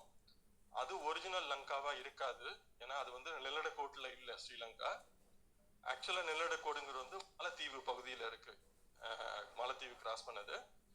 அதனால இப்ப ரிசர்ச் என்ன போயிட்டு இருக்கு அப்படின்னா அதுதான் ஒரிஜினல் லங்காவா இருந்திருக்கணும் அப்படின்னு சொல்லிட்டு ஒரு ஆராய்ச்சி போயிட்டு இருக்கு. ஏன்னா லங்கா அப்படிங்கிற சொல்லுக்கு பொருள் வந்து நிலநடுக்கோட்டு பகுதி அப்படின்னு தான் பொருள். அதனாலதான் பராசரர் இதுக்கு வந்து லங்கோதயா, லங்காங்கிற இடத்துல உதயா, ராசிகள் உதிக்கின்ற கால அளவு, அதனால லங்கோதயா அப்படின்னு சொல்றாரு. அதுல இருந்து நமக்கு வந்து ஸ்வோதயா, நம்ம இருக்கிற இடத்துல ஸ்வ உதயா அப்படின்னு பிரிச்சோம்னா நம்ம இருக்கிற இடத்துல எவ்வளவு உதிக்கும் அப்படின்னு கால்குலேட் பண்றதுக்கு இந்த லங்கோதய மதிப்புல இருந்து சரக்கண்டாவை கழிக்க சொல்றாரு. நம்ம ஏற்கனவே அந்த 10, 8, 10/3 ஒரு ஸ்கேலிங் ஃபேக்டர் போட்டு வச்சிருந்தோம். ஸோ அதனால மேஷம் மற்றும் மீனத்துக்கு 278 இருந்து 1வது சரக்கண்டா கழிக்கணும். ரிஷபம் கும்பத்துக்கு 2வது சரக்கண்டாவை 299 இருந்து கழிக்கணும். மிதுனம் மற்றும் மகரத்துக்கு 323 இருந்து 3வது சரக்கண்டாவை கழிக்கணும். அதே மாதிரி மற்ற 6 ராசிகளுக்கு இது போல கூட்டம் சொல்றாரு. முதல்ல கழிக்க சொல்றாரு, அடுத்து கூட்ட சொல்றாரு.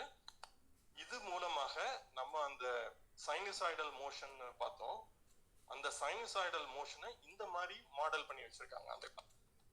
ஸோ இதுக்கு வந்து இந்த மாதிரி ஒரு மாடல் பண்றதுனால நம்ம இருக்கிற இடத்துல பல்பா தெரியும். பல்பால இருந்து சரக்கண்டா கால்குலேட் பண்ணலாம். சரக்கண்டால இருந்து ராசிகள் நம்ம இருக்கிற இடத்துல எப்படி உதிக்கும் அப்படிங்கறத கால்குலேட் பண்ணலாம்.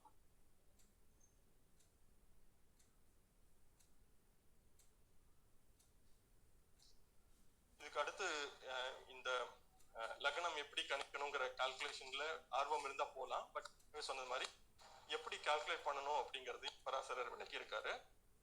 இது ஏற்கனவே பிருகத் பராசர ஹோரசாஸ்திர வீடியோல இருக்கு. இப்போ நம்ம பராசரர் சொன்ன ஒரு அப்ராக்சிமேட் மெத்தட் அப்படிங்கறதோட எரர்னு பார்த்தோம்னா ரொம்ப ரொம்ப குறைவு. ஏன்னா நான் வந்து ஜெகநாத ஹோரால ஒவ்வொரு அச்சாம்சத்துக்கு லக்னம் வந்து கணக்கிட்டு பார்த்தேன். அதே மாதிரி பராசரர் சொன்ன மெத்தட் யூஸ் பண்ணி கால்குலேட் பண்ணி பார்த்தேன். ரெண்டுக்கும் எரர்ங்கிறது வந்து ரொம்ப ரொம்ப ரொம்ப குறைவான மதிப்பு. எரர் வந்து அதிக அளவு இல்லாம தான் இருக்கு. ஸோ இதுல இருந்து அந்த காலத்துல ஒரு அப்ராக்சிமேட் மெத்தட் பண்ணது கூட தோராயமாக கிட்டத்தட்ட நம்ம வந்து லக்னத்துல வந்து சஷ்டி அம்சத்துல தான் வேறுபாடு வரும்.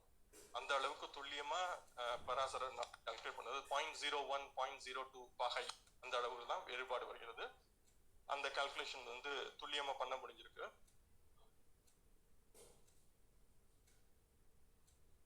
இதுல ஏதாவது கேள்விகள் இருக்கா இது வரைக்கும்? ஓகே, இப்ப தொடர்ந்து நம்ம சார் ஆன்லைன்ல ஏதாவது கேள்வி இருக்கா?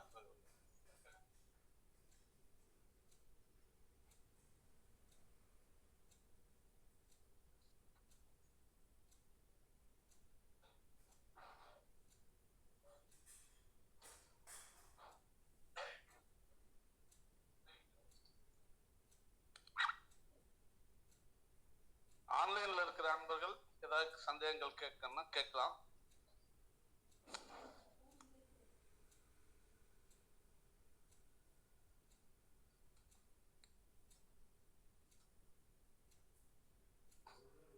ஆன்லைன் நண்பர்கள் யாரும் சந்தேகம் கேட்கணும்னா அன்மியூட் பண்ணிட்டு கேட்கலாம், இல்ல ஹேண்ட் ரைஸ் பண்ணலாம்.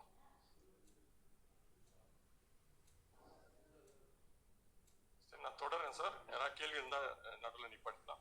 நீங்க கண்டினியூ. இப்போ அடுத்து பராசரர் வந்து இந்த ஒரு லக்னத்தை மட்டும் தான் சொல்லியிருக்காரு. ஏன்னா அவர் வந்து லக்னத்தை எப்படி கால்குலேட் பண்ணணும்னு ரொம்ப அழகா விவரித்து சொல்லியிருக்காரு.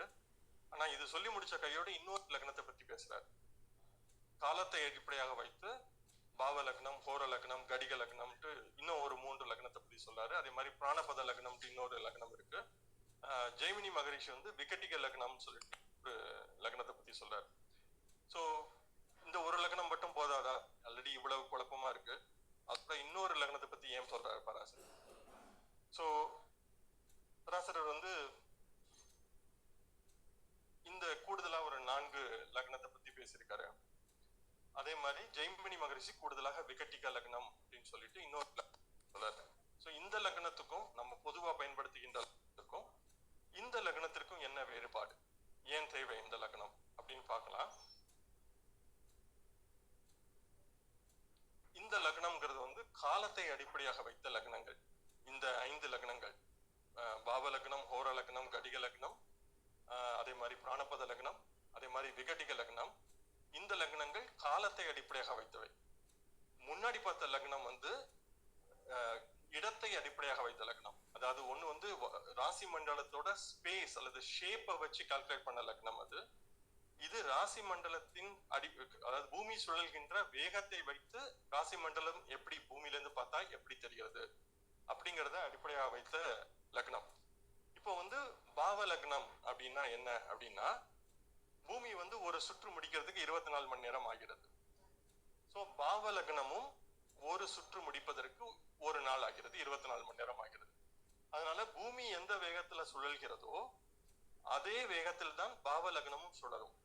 24 மணி நேரம் ஒரு லக்னம் கடப்பதற்கு 2 மணி நேரம் ஆகும். சோ பாவ லக்னம் மட்டுமே 2 மணி நேரத்தில் ஒரு ராசியை கடக்கும். வேற எந்த லக்னமும் கடக்கும்னு சொல்ல முடியாது. ஆனா பாவ லக்னம் எப்பொழுதும் ஒரு ராசியை கடப்பதற்கு 2 மணி நேரம் ஆகும். ஏன்னா அது பூமி எப்படி சுழல்கிறதோ 24 மணி நேரத்துல பூமி சுற்றி வருகிறது, பாவ லக்னமும் 24 மணி நேரத்தில் 12 ராசிகளை சுற்றி வருகிறது. சோ இது வந்து பாவ லக்னம் சுற்றுகின்ற வேதம். அடுத்து ஹோர லக்னம் பராசரர். ஹோர லக்னம் வந்து ஒவ்வொரு ஹோரைக்கும் ஒவ்வொரு மணி நேரத்துக்கும் ஒரு ராசி மாறுகிறது. அப்படின்னா ஒரு நாள்ல எத்தனை தடவை சுற்றி வரும் பூமியை? 2 முறை சுற்றி வரும். சோ ஹோர லக்னத்துல பூமியோட ஸ்பீட் கொஞ்சம் கூடியது. பூமி வந்து வேகமா சுத்தினா எப்படி இருக்கும்?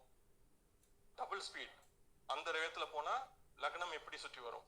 சோ அது வந்து ஹோர லக்னம். சோ ஹோர லக்னம் வந்து ஒரே நாள்ல 2 முறை சுற்றி வருகிறது. சோ பூமியோட ஸ்பீட் கூட்டினா எப்படி இருக்கும் அப்படிங்கிறது ஹோர லக்னத்தோட கணக்கீடு.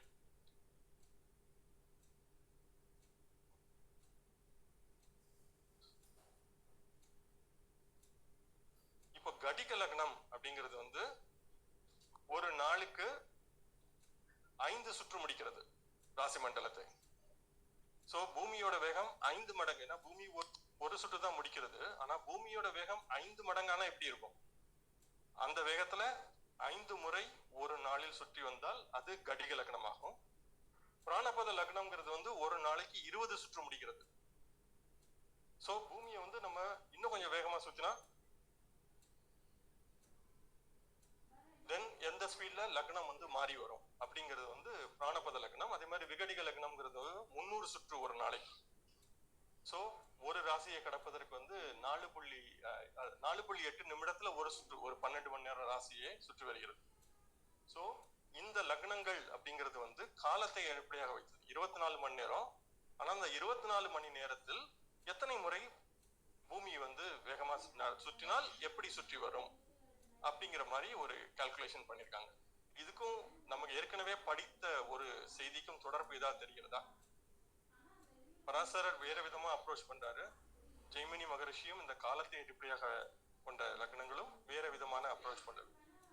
இதற்கும் வர்க்க சக்கரங்களுக்கும் ஏதாவது தொடர்பு தெரிகிறதா இருக்காது? வர்க்க சக்கரத்துல ராசி சக்கரம் அப்படிங்கிறது லக்னம் ஒரு நாளைக்கு ஒரு சுற்று முடிக்கும். ஹோர லக்னம், அதாவது ஹோரா சக்கரத்துல போனோம்னா ஹோர சக்கரத்துல லக்னம் 2 சுற்று முடிக்கும்.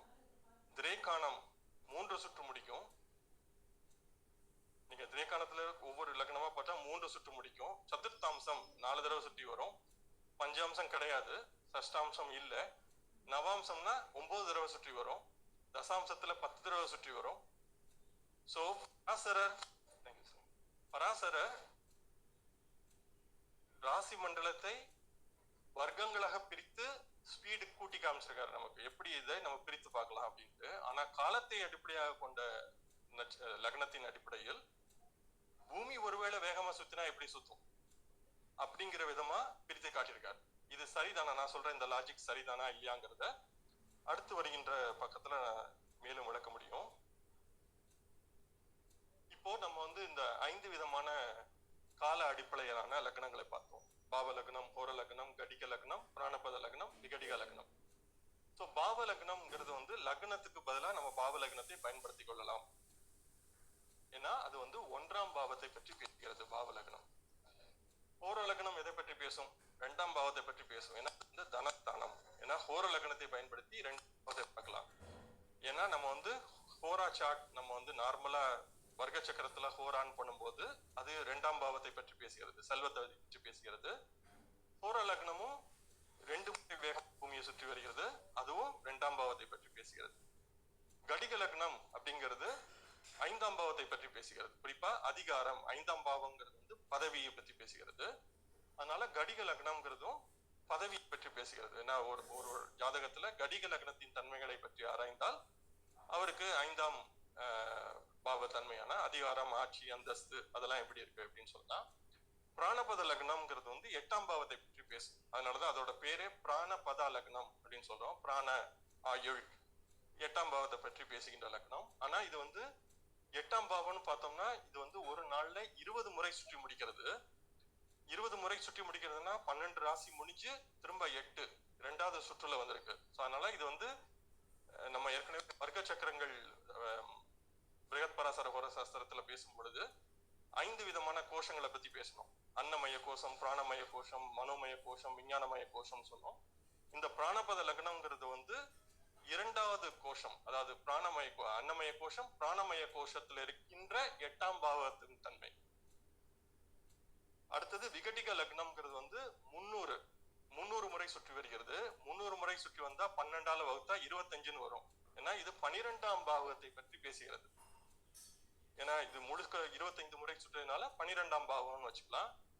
இது வந்து விய அப்படின்னு சொல்லப்படுகின்ற இழப்புகள், அதை பற்றி பேசுகிறதுக்கு வந்து விகடிக லக்னம் அப்படிங்கிறது யூஸ் ஆகுது.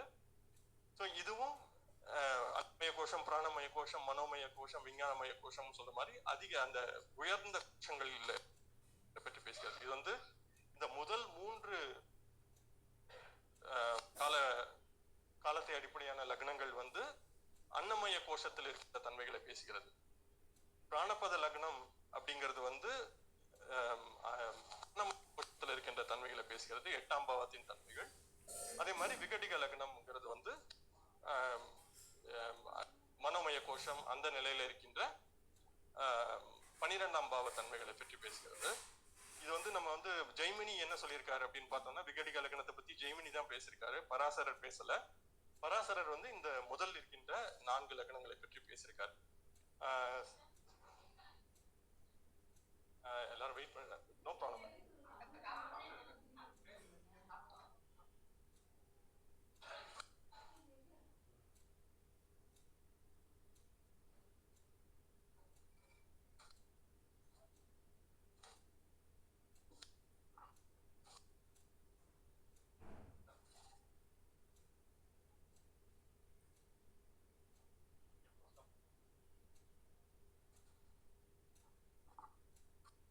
ஒரு 5 minutes மறுபடியும் ஆரம்பிக்கும்.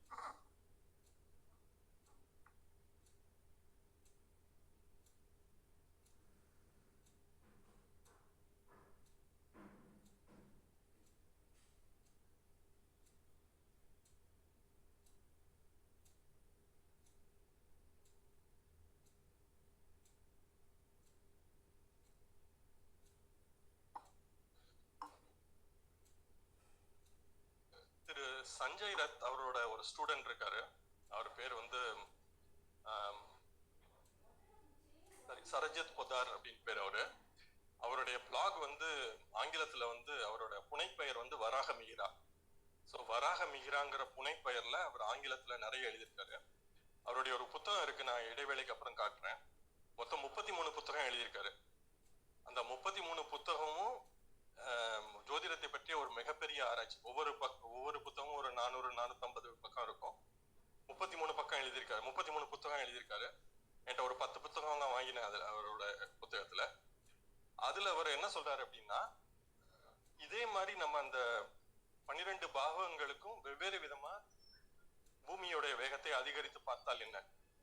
நான் இப்ப வந்து பராசரர் வந்து பாவ லக்னம் சொல்லியிருக்காரு, ஹோர லக்னம் சொல்லியிருக்காரு, கடிக லக்னம் சொல்லியிருக்காரு. இது மட்டும்தான் அன்னமய கோஷத்துல இருக்கு. ஏன்னா இது மட்டும்தான் ஒரு 12 பாகத்துல இருக்கு. பிராணபத லக்னம் அப்படிங்கிறது வந்து 20 சுற்று வருகிறது. அதனால இது பிராணபய கோஷத்துல போயிருச்சு. இவரோட ப்ரொபோசல் என்ன, இவருடைய சஜஷன் என்ன அப்படின்னா, இப்போ விக்ரம லக்னம்னு ஒண்ணு உருவாக்கினா என்ன. ஸோ நம்ம வந்து பூமியை வந்து 3 மடங்கு ஸ்பீட்ல சுற்றி பார்க்கலாம். ஏன்னா அப்போ எந்த விதமான கால்குலேஷன், ஒரு வர்க்க சக்கரங்கள் போன்ற காலத்தை அடிப்படையாக கொண்ட அமைப்பு. ஸோ இதை வந்து விக்ரம லக்னம் அப்படின்னு சொல்லிட்டு இதை வந்து 3 டைம் ஸ்பீட்ல சுத்தலாம். ஹோர லக்னத்தை அடுத்து கொஞ்சம் கூடுதலா. அது மாதிரி மாத்திர லக்னம் அப்படின்ட்டு 4 மடங்கு ஸ்பீட்ல, அதாவது பூமி வந்து ஒரு நாள்ல 4 சுற்று முடித்தால் எப்படி, அப்போ எந்த விதமான லக்னம் வரும். அது மாதிரி கடிக லக்னம் ஏற்கனவே பராசரர் சொன்னது 5ஆம் பாவத்தை பற்றி பேசுகிறது. அரி லக்னம் சத்ரு எதிரியை பற்றி பேசுறதுக்கு 6 விதமான 6வது, அதாவது 6 மடங்கு ஸ்பீட்ல என்ன மாதிரி கால்குலேஷன் வரும். தார லக்னம்ங்கிறது 7ஆம் பாவத்தை பற்றி பேசும். ரந்திர லக்னம்ங்கிறது 8ஆம் பாவத்தை பற்றி பேசும். ஏற்கனவே பிராணபத லக்னமும் 8ஆம் பாவத்தை தான் பேசுகிறது. அது மாதிரி பாக்கிய இப்படிங்கிறது இவரோட ப்ரொபோசல். நான் வந்து இது வந்து வேற யாராவது சொல்லியிருக்காங்களா அப்படின்னு சொல்லிட்டு தேடி பார்த்தேன். இது வேற யாரும் சொல்லல. ஆனா அவர் பராசரரும் ஜெய்மினியும் சொன்ன கருத்துக்களை வந்து கொஞ்சம் எக்ஸ்பேண்ட் பண்ணி இந்த மாதிரி கால்குலேட் பண்ணா என்ன அப்படிங்கிறது அவரோட ப்ரொபோசல். இது வந்து ஆராய்ச்சிக்குரியது. ஆனா இந்த கத்திரிக்காய் வண்ணத்துல காட்டினது எல்லாமே பராசரர் சொன்னது, ஜெய்மினி சொன்னது. அதனால அதை நம்ம பயன்படுத்தலாம். ஆனா இதுவும் பயன்படுத்தலாமா வேண்டாமா அப்படிங்கிறது நம்மளுடைய சிந்தனைக்கு உரியது. ஆனா இதுல இருந்து என்ன தெரியுது அப்படின்னா, வர்க்க சக்கரங்களும் இந்த காலத்தை அடிப்படையாக கொண்ட லக்னங்களுக்கும் தொடர்பு இருக்கு. ஏன்னா வர்க்க சக்கரங்கள் எப்படி நம்ம ஒரே ராசியை பிரிச்சு பிரிச்சு பிரிச்சு பாக்குறோமோ, அதே மாதிரி காலத்தை அடிப்படையாக கொண்ட லக்னங்களும் இதே மாதிரி கொஞ்சம் வெவ்வேறு வேகத்துல போகுது. ஆனா இதுல லக்னம் மட்டும்தான் மாறும், கிரகங்கள் அதே நிலையில தான் இருக்கும். ஆனா வர்க்க சக்கரங்கள்ல கிரகங்களும் இடம் மாறும். ஸோ அது ஒரு வித்தியாசம் இருக்கு. ஸோ இதுல இன்னொரு முக்கியமான புரிதல் என்ன அப்படின்னா, இந்த காலத்தை அடிப்படையாக கொண்ட லக்னங்கள் அனைத்தும் புவிமைய பார்வையில் உருவாக்கப்பட்ட லக்னங்கள். ஏன்னா அப்பதான் ஒரு ராசி 30 பாகையில இருக்கும். நம்ம இந்த லக்னத்துக்கு வந்துட்டோம்னா ஒரு ராசி 30 பாகை கிடையாது. நம்ம ஏற்கனவே பார்த்தது மாதிரி இது சைனசாய்டல் மோஷன்ல போறதுனால 30 பாகையில இருக்காது. காலம்ங்கிறது வந்து மாறுபடும். ஆனா இந்த லக்னங்கள் அனைத்துமே பாவ லக்னம், ஹோர லக்னம், கடிக லக்னம், விகடிக லக்னம், பிராணபத லக்னம், இது எல்லாத்துலயுமே ஒரு ராசிங்கிறது 30 பாகை மட்டுமே. ஒரு ராசி 30 பாகை புவி மையத்துல மட்டும்தான் இருக்க முடியும், காட்சி தளத்துல இருக்க முடியாது. சோ அதனால லக்னம் வந்து காட்சி தளத்துல இருக்கு, இது புவி மையத்துல இருக்கு. ஓகே, சோ அதனால இப்போ வந்து நம்முடைய வசதிக்காக எல்லாத்தையும் நம்ம ஒரே கட்டத்துல எழுதி வச்சுக்கிறோம். இப்போ என்னுடைய முதல் கேள்வி என்னன்னா, இந்த லக்னம், பாவங்கள், கிரகங்கள் எல்லாத்தையும் எழுதி சரியா? சரி இல்லதான். ஆனா நம்முடைய வசதிக்காக எல்லாத்தையும் ஒரே இடத்துல பார்க்கலாம் அப்படிங்கிறதுக்காக ஒரே இடத்துல எழுதி வச்சுக்கிறோம். ஆனா அது உருவான தன்மைகள், அதனுடைய அடிப்படை வானியல் கோட்பாடுங்கிறது வெவ்வேறு தன்மை. ஒவ்வொன்றும் ஒவ்வொரு விதமான பார்வையை கொண்டது. நம்மளுடைய வசதிக்காக நம்ம ஒரே இடத்துல எழுதி. சோ இந்த புரிதல்ங்கிறது வந்து மிகவும் இன்றியமையாதுன்னு எனக்கு தோணுது. இதுலதான் பராசரர் சொன்ன அந்த நம்ம துவங்கின அந்த முதல் ஸ்லோகம் பொருந்தி வரும். ஏன்னா இந்த லக்னம்ங்கிறது வந்து இடத்துக்கு இடம் மாறுபடுகிறது. ஏன்னா நம்ம வந்து காட்சி தளத்தின் அடிப்படையில் நம்ம எந்த அச்சாம்சமோ அந்த அச்சாம்ச அடிப்படையில் இந்த லக்னம்ங்கிறது உருவாகிறது. ஆனா இந்த பாவஹோர கடிக பிராணபத லக்னம், விகடிக லக்னம் இது இடத்துக்கு இடம் மாறுபடுவதில்லை. ஏன்னா இது வந்து அந்த அட்சரேகையில் அந்த தீர்க்க ரேகையில் சூரியன் எப்போ உதிக்கிறதோ அதிலிருந்து கால்குலேட் பண்ணப்பட்டது. ஆனா இதுல என்னுடைய ஒரே ஒரு வேறுபாடு என்னன்னா, மற்றபடி புத்தகத்துல இருப்பதற்கும் நான் சொல்றதுக்கும் ஒரே ஒரு வேறுபாடு என்னன்னா, நம்ம இப்போ டெல்லியில இருக்கோம் அப்படின்னா டெல்லியோட சூரிய உதயத்தை எடுத்து பாவ லக்னம் கால்குலேட் பண்ண கூடாது. டெல்லி இருக்கின்ற தீர்க்க ரேகைக்கு சரியான அட்சரேகை 0 பாகை நிலநடுக்கோட்டு பகுதியில் சூரியன் எப்போ உதிக்கிறதோ அப்போ அந்த புள்ளியை வைத்து டெல்லிக்கான பாவ லக்னத்தை கணக்கிட வேண்டும். ஏன்னா டெல்லியோட சூரிய உதய நேரமும் டெல்லி இருக்கின்ற அதே தீர்க்க ரேகையில நிலநடுக்கோட்டு பகுதியில் இருக்கின்ற சூரிய உதயத்துக்கும் வேறுபாடு இருக்கும். ஆனா பராசரர் என்ன சொல்றாருன்னா, இந்த காலத்தை அடிப்படையாக வைத்த லக்னங்களுக்கு இடத்துக்கு இடம் மாறுபடக்கூடாது. அதாவது அட்சரேகையை பொறுத்து மாறுபடக்கூடாது. ஒரு அட்சரேகையில் அனைத்து இடங்களுக்கும் ஒரே லக்னமாகத்தான் இருக்க முடியும். அதுதான் பராசரர் இந்த முதல் நம்ம பார்த்த அந்த ஸ்லோகத்தில் சொல்ல வருது. அதனால இந்த லக்னங்கள் கணக்கிடுவதற்கு என்னுடைய இப்போதைய புரிதல் என்ன அப்படின்னா, ஒரு இடத்தை தேர்ந்தெடுக்கிறோம். இப்போ சென்னைன்னு வச்சுக்கிறோம். சென்னையோட சூரிய உதயத்தை அடிப்படையாக வைத்து இந்த லக்னத்தை கணக்கிடாமல் சென்னை இருக்கின்ற அட்சரேகை நேரடியாக, அதாவது சென்னை இருக்கின்ற தீர்க்க ரேகையை நேரடியாக நிலநடுக்கோட்டுக்கு எடுத்து வந்து அந்த நிலநடுக்கோட்டு பகுதியில் எப்பொழுது சூரிய உதயம் இருக்கும் என்று பார்த்து அந்த நேரத்திற்கான பாவ லக்னம், ஹோர லக்னம், கடிக லக்னம் கணக்கிட்டால் சரியாக இருக்கும். ஆனால் இப்போதைய மென்பொருள்கள் வந்து அது மாதிரி பண்றது கிடையாது. நம்ம இருக்கிற லக்னத்துக்கு அடிப்படையாக வைத்து அந்த நேரத்தை அடிப்படையாக வைத்து கால்குலேட் பண்றோம். இது வந்து நம்ம தமிழ்நாட்டை பொறுத்த வரைக்கும் பெரிய வேறுபாடு வராது, வர்க்க சக்கரங்கள்ல வேறுபாடு. ஆனா தமிழ்நாடு இந்த நேரத்தில் வந்து நம்ம இருக்கிற இடத்துக்கும் நிலநடுக்கோட்டுல சூரிய உதயத்துக்கும் பெரிய வேறுபாடு இருக்காது. ஆனா நம்ம வந்து அதிக அளவு அட்சரேகைகளுக்கு போகும்பொழுது இந்த வேறுபாடு இருக்கும். அதனால பராசரர் சொன்ன இந்த லக்னங்கள் இடத்துக்கு இடம் மாறுபடாது. ஒரே வெவ்வேறு அட்சரேகைகளில் ஒரே தீர்க்கரேகையில் ஒரே மதிப்பு தான் இருக்கும் அப்படின்னு சொல்றது நம்ம வந்து ஃபாலோ பண்றது பெட்டர்.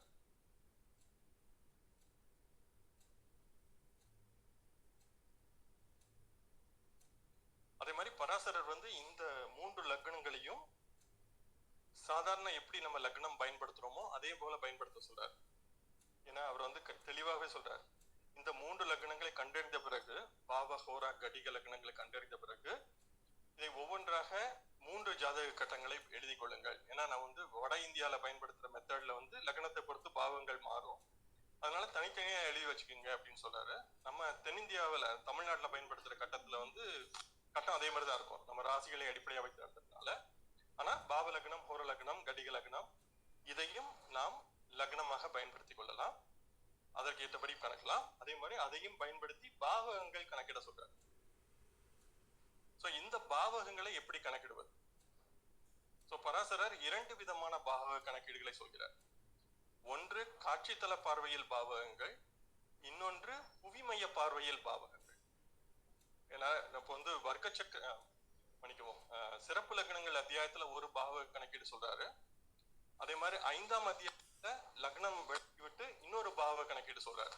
சோ 2 சொல்கிறார் பராசரர். ஒன்று காட்சித்தல பார்வையில் சாதாரண லக்னம், அதற்குரிய பாவங்கள் கணக்கீடு.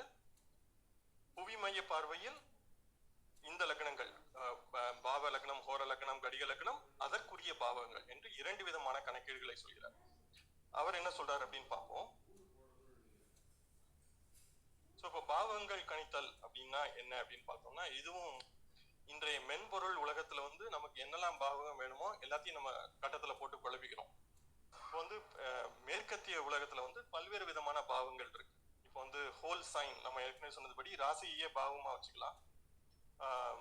இப்போ ராசியே பாவமா வச்சுட்டோம்னா, இப்போ மேஷத்துல ஒரு கிரகம் இருக்குன்னா விருச்சிகத்துல எந்த கிரகம் இருந்தாலும் 8ஆம் பாவத்துல இருக்கு அப்படின்னு சொல்லிடுறோம். அதே மாதிரி இப்போ ஈக்குவல் ஹவுசஸ் சொல்ற சமமான பாவங்கள் 30 பாகை அல்லது 15 முன்பாகை, அல்லது ஒரு சிலர் என்ன சொல்றாங்கன்னா இருக்கிற புள்ளியில இருந்து, லக்னம் இருக்கிற புள்ளியில இருந்து 30 பாகை, அடுத்து அது 2ஆம் பாவக துவக்கம், அதுல இருந்து ஒரு 30 பாகை, அந்த மாதிரி ஒரு எண்ணம் இருக்கிறது. அதே மாதிரி 4 மெத்தட்னு சொல்ற ஸ்ரீபதி பத்ததி முறை.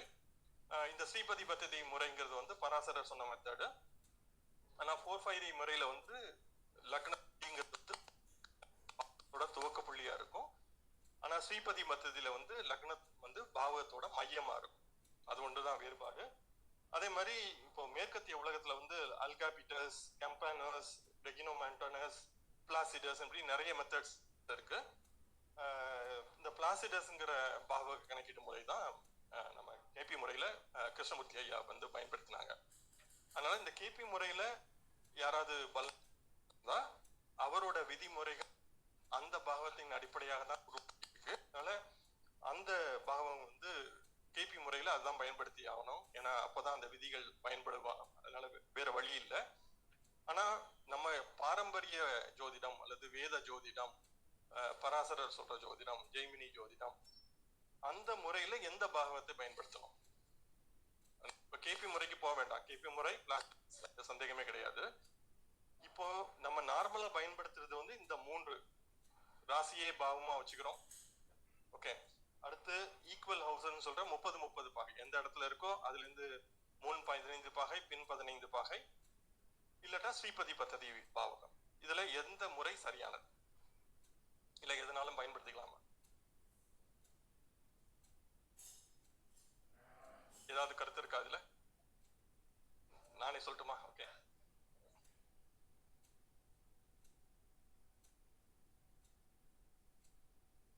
ஸோ இப்போ முதல்ல இந்த பாவக முறை என்ன சொல்லுது அப்படின்னு பார்ப்போம். இதுவும் ஏற்கனவே அந்த ஜோதிடமும் அறிவியலும் 3ஆம் பகுதியில் இதை பத்தி பேசியிருக்கேன். ஸோ இந்த நம்ம ராசி மண்டலம் இருக்கின்ற அமைப்பு, இப்போ ஒரு ராசியே பாவகம் அப்படின்னா எந்த குழப்பமும் கிடையாது. லக்னம் எங்க வேணாலும் இருக்கட்டும், 0 பாகையில இருக்கலாம், இல்ல 29 பாகையில இருக்கலாம், 18 பாகையில இருக்கலாம். அது அந்த முழு ராசியும் நம்ம பாவகம் அப்படின்னு எடுத்துக்கிறோம். அதே மாதிரி அதுல இருந்து 2வது ராசி 2ஆம் பாவகம், 3வது ராசி 3ஆம் பாவகம், 4ஆம் பாவகம், குழப்பமே கிடையாது. எந்த எழுதப்பட்டிருக்கிறோ அது அந்த பாவகத்தில் இருக்கிறது. இது ஒரு முறை. இது வந்து ராசியே நம்ம பாவகமா எடுத்துக்கிறோம். 2வது முறை என்ன சொல்ல வருகிறது அப்படின்னா, இப்போ வந்து லக்னம் முதல்ல நம்ம கணக்கிடுறோம். லக்னம் கணக்கிட்ட பிறகு இது வந்து ஈக்குவல் ஹவுஸ் சிஸ்டம் பாவக முனையை வைத்து எழுதப்பட்டிருக்கிறது. ஏன்னா இது லக்னம். இந்த லக்னத்திலிருந்து 30 பாகை அது 2ஆம் பாவக துவக்கம். இந்த லக்னத்திலிருந்து ஒரு 30 பாகை அது 3ஆம் பாவகம், 2ஆம் பாவகம் முடிகிறது, 3ஆம் பாவக துவக்கம். திரும்ப லக்னத்திலிருந்து அந்த புள்ளியிலிருந்து 30 பாகை. இதுவே நம்ம பாவக மத்தின்னு எழுதணும்னா இதை லக்னமா மையமா வச்சு முன்பின் 15 பாகை, திரும்ப முன்பின் 15 பாகை, முன்பின் 15 பாகை, முன்பின் 15 பாகை. இந்த மாதிரி நம்ம ஈக்குவல் ஹவுசஸ் உருவாக்கலாம். அதாவது சம பாவகங்கள். லக்னத்தை மையமா வச்சு முன்பின் 15 நகர்த்திட்டே போகலாம், அல்லது லக்னத்தை துவக்கமா வச்சு 30 பாகை நகர்த்தி கொண்டே போகலாம். இது வந்து ஈக்குவல் ஹவுசஸ். அப்படி எழுதிட்டோம்னா அதுக்கப்புறம் நம்ம வந்து அந்த பாவகங்கள் உருவாக்கி கொள்ள முடியும். இப்போ ஸ்ரீபதி பத்ததி முறையில என்ன சொல்றாரு அப்படின்னா, இது ஸ்ரீபதி பத்ததிங்கிற நூல் வந்து இந்த பாவக முறையை பெரிதுமாக விளக்கி இருக்கிறது. ஸ்ரீபதி பட்டாச்சாரியார் எழுதின நூல். ஆனா இது பராசரர் சொன்னது முதல்ல. பராசரர் பிருகத் பராசர உகர சாஸ்திரத்துல 5ஆம் அத்தியாயத்துல விளக்கி இருக்கார். ஆனா ஸ்ரீபதி பட்டாச்சாரியார் இதை மேலும் விரித்து விளக்கமாக சொன்னதுனால இந்த ஸ்ரீபதி பத்ததி பாவக முறை அப்படின்ட்டு நம்ம இன்று ஏற்றுக்கொண்டிருக்கிறோம். ஆனால் பராசரர் சொன்னது. இது லக்னம் கணக்கிட்ட பிறகு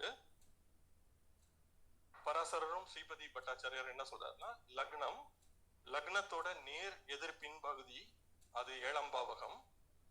இந்த ராசி மண்டலம் போகின்ற அதிகபட்ச உயரம் அதுங்கிறது வந்து 10ஆம் பாவகம்.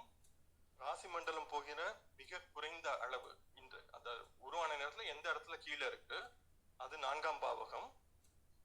இது வந்து பாவக மத்தியாகும். 4 பாவங்கள் கிடைச்சிருச்சு. அடுத்து லக்னத்திற்கும் 10ஆம் பாவத்திற்கும் இடைப்பட்ட தூரத்தை 3 பகுதிகளாக சொல்றாரு. அதே மாதிரி 10ஆம் பாவத்திற்கும் 7ஆம் பாவத்திற்கும் பின்னாடி இருக்க 7ஆம் பாவத்திற்கும் இடைப்பட்ட பகுதியை 3 பகுதிகள். அதே மாதிரி லக்னத்திற்கும் 4ஆம் பாவகம் 3 பகுதிகள், 4ஆம் பாவத்திற்கும் 7ஆம் பாவத்திற்கும் 3 பகுதிகள், அப்படி 12 பாவங்கள். இது வந்து பராசரர் சொன்ன மெத்தடு, ஸ்ரீபதி பட்டாச்சாரியார் சொன்ன மெத்தடு. இது வந்து நம்ம வந்து 4-5 மெத்தட்னு சொல்றோம். இது வந்து இந்த லக்ன புள்ளி வந்து பாவக துவக்கம் இருந்தால், ஸ்ரீபதி பத்ததியில இந்த லக்ன புள்ளி வந்து பாவக மத்தியாக இருக்கும். இறுதியாக கிருஷ்ணமூர்த்தி பத்ததி பயன்படுத்துகின்ற முறை. இது வந்து சற்றே கடினமான ஒரு முறை.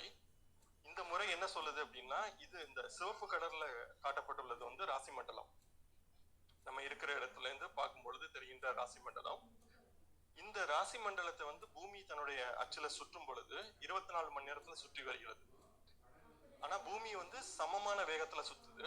அதனால இந்த 24 மணி நேரம்ங்கிறது வந்து நம்ம ஒவ்வொரு மணி நேரமா எழுதிக்கலாம், சமமான தூரத்துல எழுதிக்கலாம். ஆனா ராசி மண்டலத்துல பார்க்கும் பொழுது அது சமமா சுற்றாது. ஏன்னா ராசி மண்டலம் சைனசாய்டல் மூவ்மெண்ட்ல இருக்கிறதுனால சமமா சுற்றாது. அதனால இது சமமா எழுதிக்கிட்டு கூடுதலா என்ன சொல்றாரு அப்படின்னா,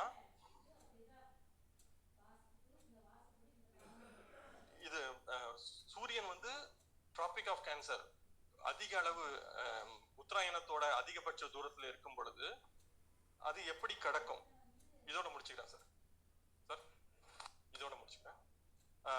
சூரியன் வந்து உத்தராயணத்தோட வடக்குல இருக்கும் பொழுது, அது உத்தராயணத்தோட அதிகபட்ச பகுதியில் இருக்கும் பொழுது அது எந்த விதமாக இந்த காலத்தை கடந்திருக்கும். ஏன்னா உத்தராயணம் வந்து சூரியன் அதிகபட்சத்துல இருக்கும் பொழுது ஒரு குறிப்பிட்ட இடத்துல வடக்கு இருந்தா பகல் நேரம் அதிகமா இருக்கும். அதனால பகல் நேரத்துல இடைவெளி வந்து அதிகமா இருக்கும். இரவு நேரம் குறைவா இருக்கும். அதனால இரவு நேரத்துல இந்த பகுதிகள் வந்து நெருக்கமா இருக்கும். நான் வடக்க இருக்கேன் அப்படின்னா. அதே வடக்க இருக்கும் பொழுது சூரியன் தெற்க போயிருச்சு அப்படின்னா பகல் நேரம் குறைவாயிரும். அதனால பகல் நேரத்துல நெருக்கமா இருக்கும். இரவு நேரம் அதிகமா இருக்கிறதுனால அதிகமான கால அளவுல இருக்கும். ஒன்று இந்த ப்ளூ கலர்ல இருக்கிறது வந்து சூரியன் நிழல்நடுக்கோட்டு பகுதி, ஈக்வினாக்ஸ், சம இரவு பகல் நேரத்துல இருக்கும் பொழுது உள்ள பகுதி.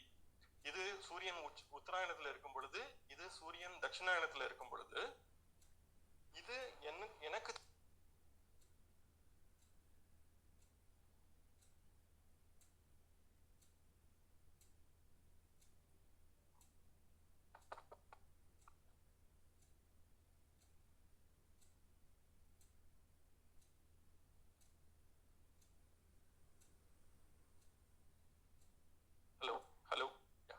இது எனக்கு தெரிகின்ற ராசி மண்டல அமைப்பு இந்த 3 பகுதிகளையும் இணைக்கும்.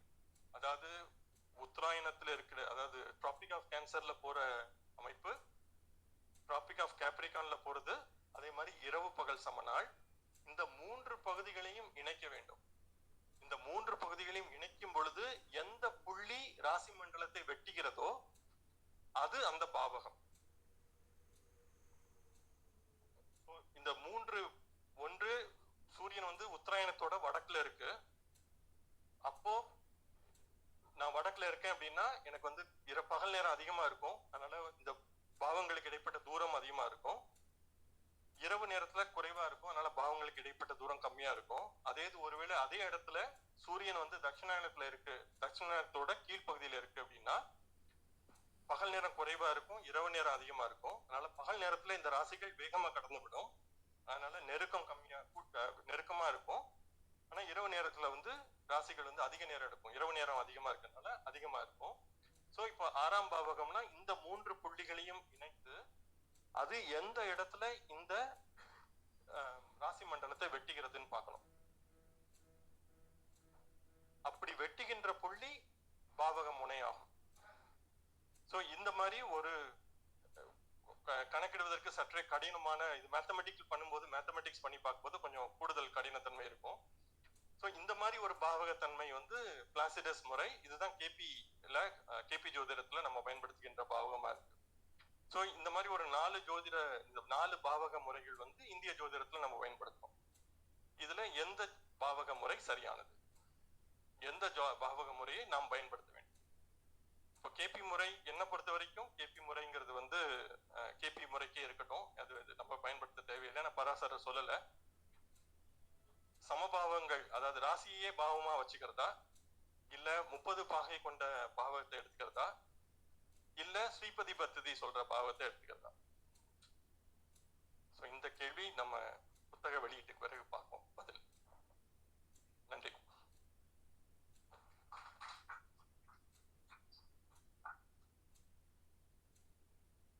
ரொம்ப ஹார்டா இருக்கும். சரி, ஸோ இந்த நேர்முக கலந்துரையாடலுடைய முதல் செஷன் இப்ப பூர்த்தி ஆகுது. இடையில நம்ம மதிப்பிற்குரிய நாகராஜன் ராமசாமி சார் எழுதின அஷ்டமங்கல சொர்ணாருட பிரச்சனை புத்தக வெளியீட்டு இருக்கு. ஸோ அதுக்கு முன்னாடி ஸ்டார் அகாடமி சார்பில் மதிப்பிற்குரிய சாம்பசிவம் ஐயா அவர்களுக்கு ஒரு சிறு மரியாதை. வாங்க.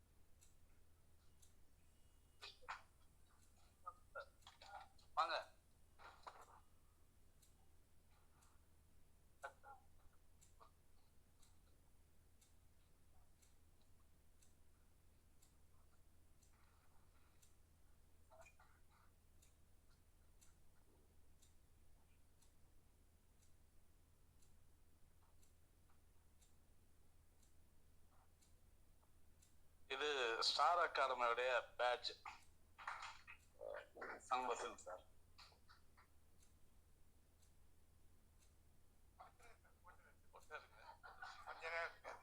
சொற்பொழிவு ஆடுறவங்கள மாலை போட்டு ஆடுறவங்க ஒரு ரூல் இருக்கு சார். என்ன சார் அப்படி பண்ணீங்கன்னா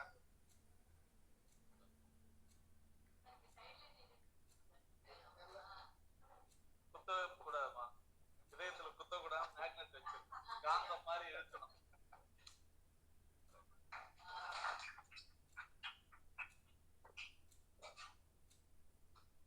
ஸோ இது ஸ்டார் அகாடமி அவருக்கு செலுத்த வேண்டிய கடமை. ஸோ இன்னொரு கடமை, பிருகத்பராசர ஹோரா சாஸ்திரம் இருங்க, பிருகத்பராசர ஹோரா சாஸ்திரம் நமக்கு கொண்டு வந்து நமக்கு ஸ்டார் அகாடமிக்கு கொடுக்க சாம்பசிவம் சார். நான் இடையில இந்த யூடியூப் பிளாக் ஆன பிறகு கிட்டத்தட்ட எனக்கு அது ஒரு தாயோட பரிதவிப்பு நிலை மாதிரி இருந்துச்சு. அது செய்தவர்கள் எந்த நோக்கத்துக்காக செய்தார்களோ என்ன அக்கிரமமோ, பட் அது எனக்கு ஒரு மிகப்பெரிய ஒரு பரிதவிப்பு, ஒரு அவஸ்தை. வெளிக்காட்ட முடியல, ஆனா உள்ளுக்குள்ள இன்னொரு உத்வேகம் இருக்கு. இதையெல்லாம் மீறி சீறி நாம் எழுந்து இதை எஸ்டாப்ளிஷ் பண்ணணும்னு. ஸோ அந்த விதத்துல எனக்கு இந்த யூடியூப் விஷயங்கள் போடுறதுக்கு, அதை இது பண்றதுக்கு ரொம்ப ஒத்தாசையா இருந்தவர் துமிலன் சார். சார் வாங்க, துமிலன் சார் உங்களுக்கு தான்.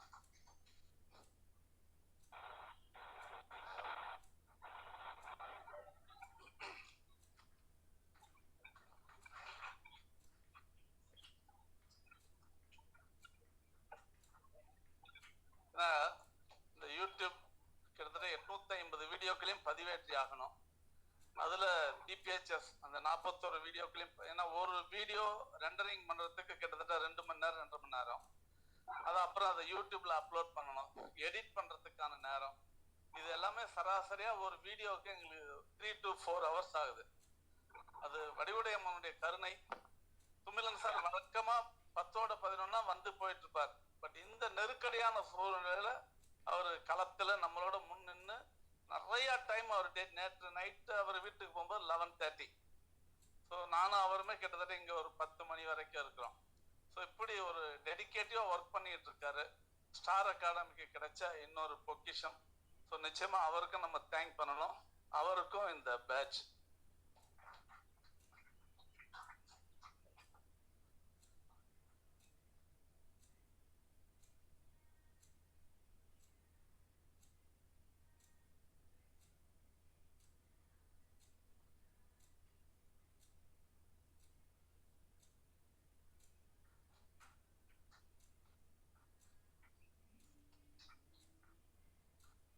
ரமணர் சொல்லுவார் இல்லையா, காந்தம் இரும்பு போல் கவர்ந்தனை விடாது, கலந்தனோடு இருப்பாய் அருணாசலான்னு. ஸோ நம்ம சாம்பசிவம் சாரும் துமிலன் சாரும் ஸ்டார் அகாடமியோட காந்தம் இரும்பு போல் கலந்து இருக்கணும்ன்ற ஒரு வேண்டுகோளை வச்சுக்கிறோம். ரைட், நன்றி. நாங்க தான் சார் இரும்பு கூட சேர்த்தது. நாங்களும் கொஞ்சம் காந்தமா மாற முயற்சி பண்றோமே தவிர நாங்க காந்தம் கிடையாது, நீங்க தான் காந்தம். இது நான் இந்த ஸ்டார் அகாடமி வந்ததுக்கு அப்புறம் பல விதமான ஜோதிடங்கள் கத்துக்கினேன். நான் இது வரைக்கும் அடிப்படை ஜோதிடம் மட்டும்தான் தெரிஞ்சிருந்தேன். இங்க வந்தவொடனே நாடி ஜோதிடம், பிருகுநந்தி நாடி, அஷ்டவர்க்கம், இந்த மாதிரி பல விதமான இந்த யூடியூப் நான் ஏத்துறேன்றதை விட அந்த ஏத்தும் போது நான் பார்த்து கத்துக்கிறேன்னு இருக்குது, அதுதான் ரொம்ப பெருசு. அதுக்கு நான் பாக்கியம் செய்து இருக்கணும்.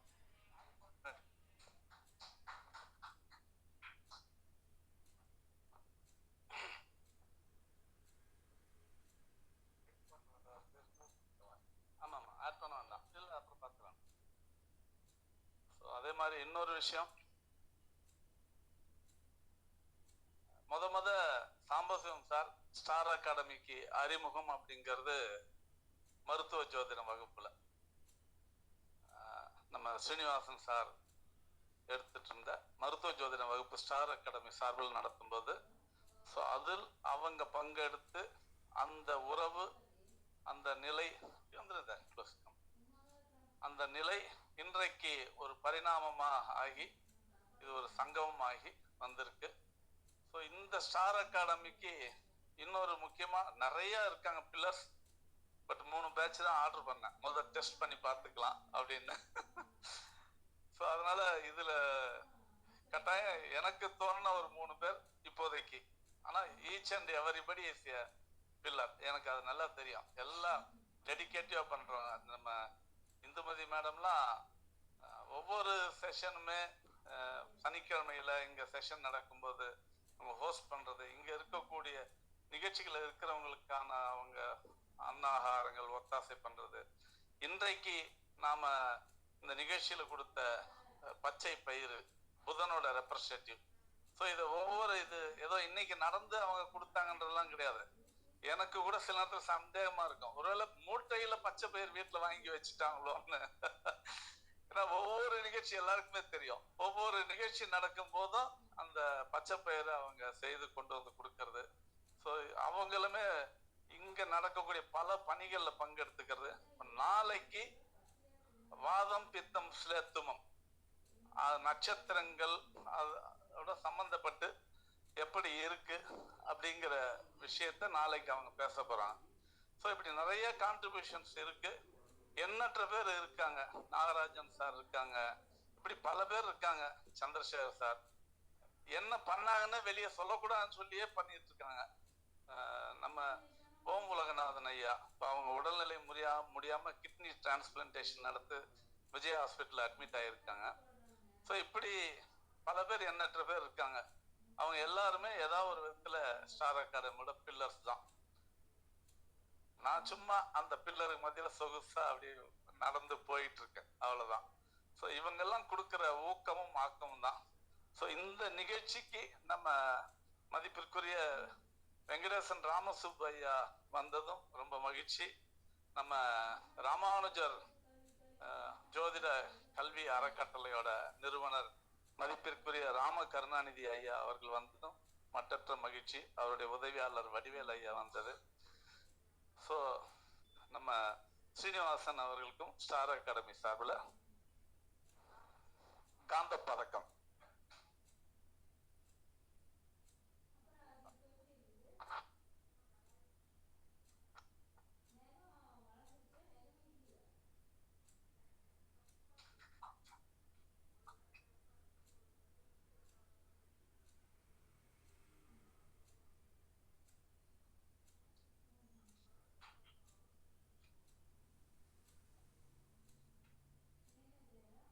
நம்ம வேணுகோபால் சார்லாம் நமக்கு உத்வேகம். இந்த எனக்கே இந்த 2 மாடி ஒரு 2-3 முறை ஏறினா அழுத்து போகும். ஸோ அவங்க ஒவ்வொரு செஷனையுமே விடாம இந்த மாடி ஏறி வராங்க. இதுக்காக வீட்டுக்கார்ட்ட ஏதாவது லிஃப்ட் வைக்கிறதுக்கு வழி பாருங்கன்னு வேற பேசியிருக்கேன். ஸோ நம்ம ராமநாராயண் குருஜியுமே இங்க வரதுக்கு ரொம்ப ஆசைப்பட்டாங்க. அப்பவே அந்த லிஃப்ட்டை பத்தி பேசியிருந்தோம். சரி, இறைவன் அனுகிரகம், அடுத்த நிலைக்கு அது எப்படி போகுதுன்னு பார்த்துக்குவோம். இப்படி பல பேர் இருக்காங்க. ஸோ இது எல்லோருக்குமே பேட்ச் தயார் பண்றதுக்கு முதல்ல ஒரு எப்படி இருக்குன்னு பார்க்கணும் அப்படின்னு பார்க்கறதே ஒரு 3 தான் ஆர்டர் பண்ணியிருந்தோம். ஸோ இது 3 பில்லர்ஸ் கட்டாயம் கேந்திரம் மாதிரி திரிகோணம் எவ்வளோ அவசியங்கிறது. ஸோ ரொம்ப நன்றி, மகிழ்ச்சியான தருணம். ஸோ இந்த மார்னிங் செஷன், இந்த சாம்பசிவம் ஐயாவுடைய கலந்துரையாடல் இதோட பூர்த்தி ஆகுது. ஆஃப்டர்நூன் செஷன் 2 மணிக்கு ஆரம்பமாகும். இன்னும் ஒரு 5 மினிட்ஸ்ல புத்தக வெளியீட்டு விழா ஆரம்பமாகும். ஆன்லைன்ல இருக்கிறவங்க அப்படியே கண்டினியூ இருந்துக்கலாம், இல்லை மறுபடியும் ஜாயின் பண்ணிக்கலாம். இதே லிங்க் தான், இதுலயே நீங்க தொடரலாம். நன்றி, வணக்கம்.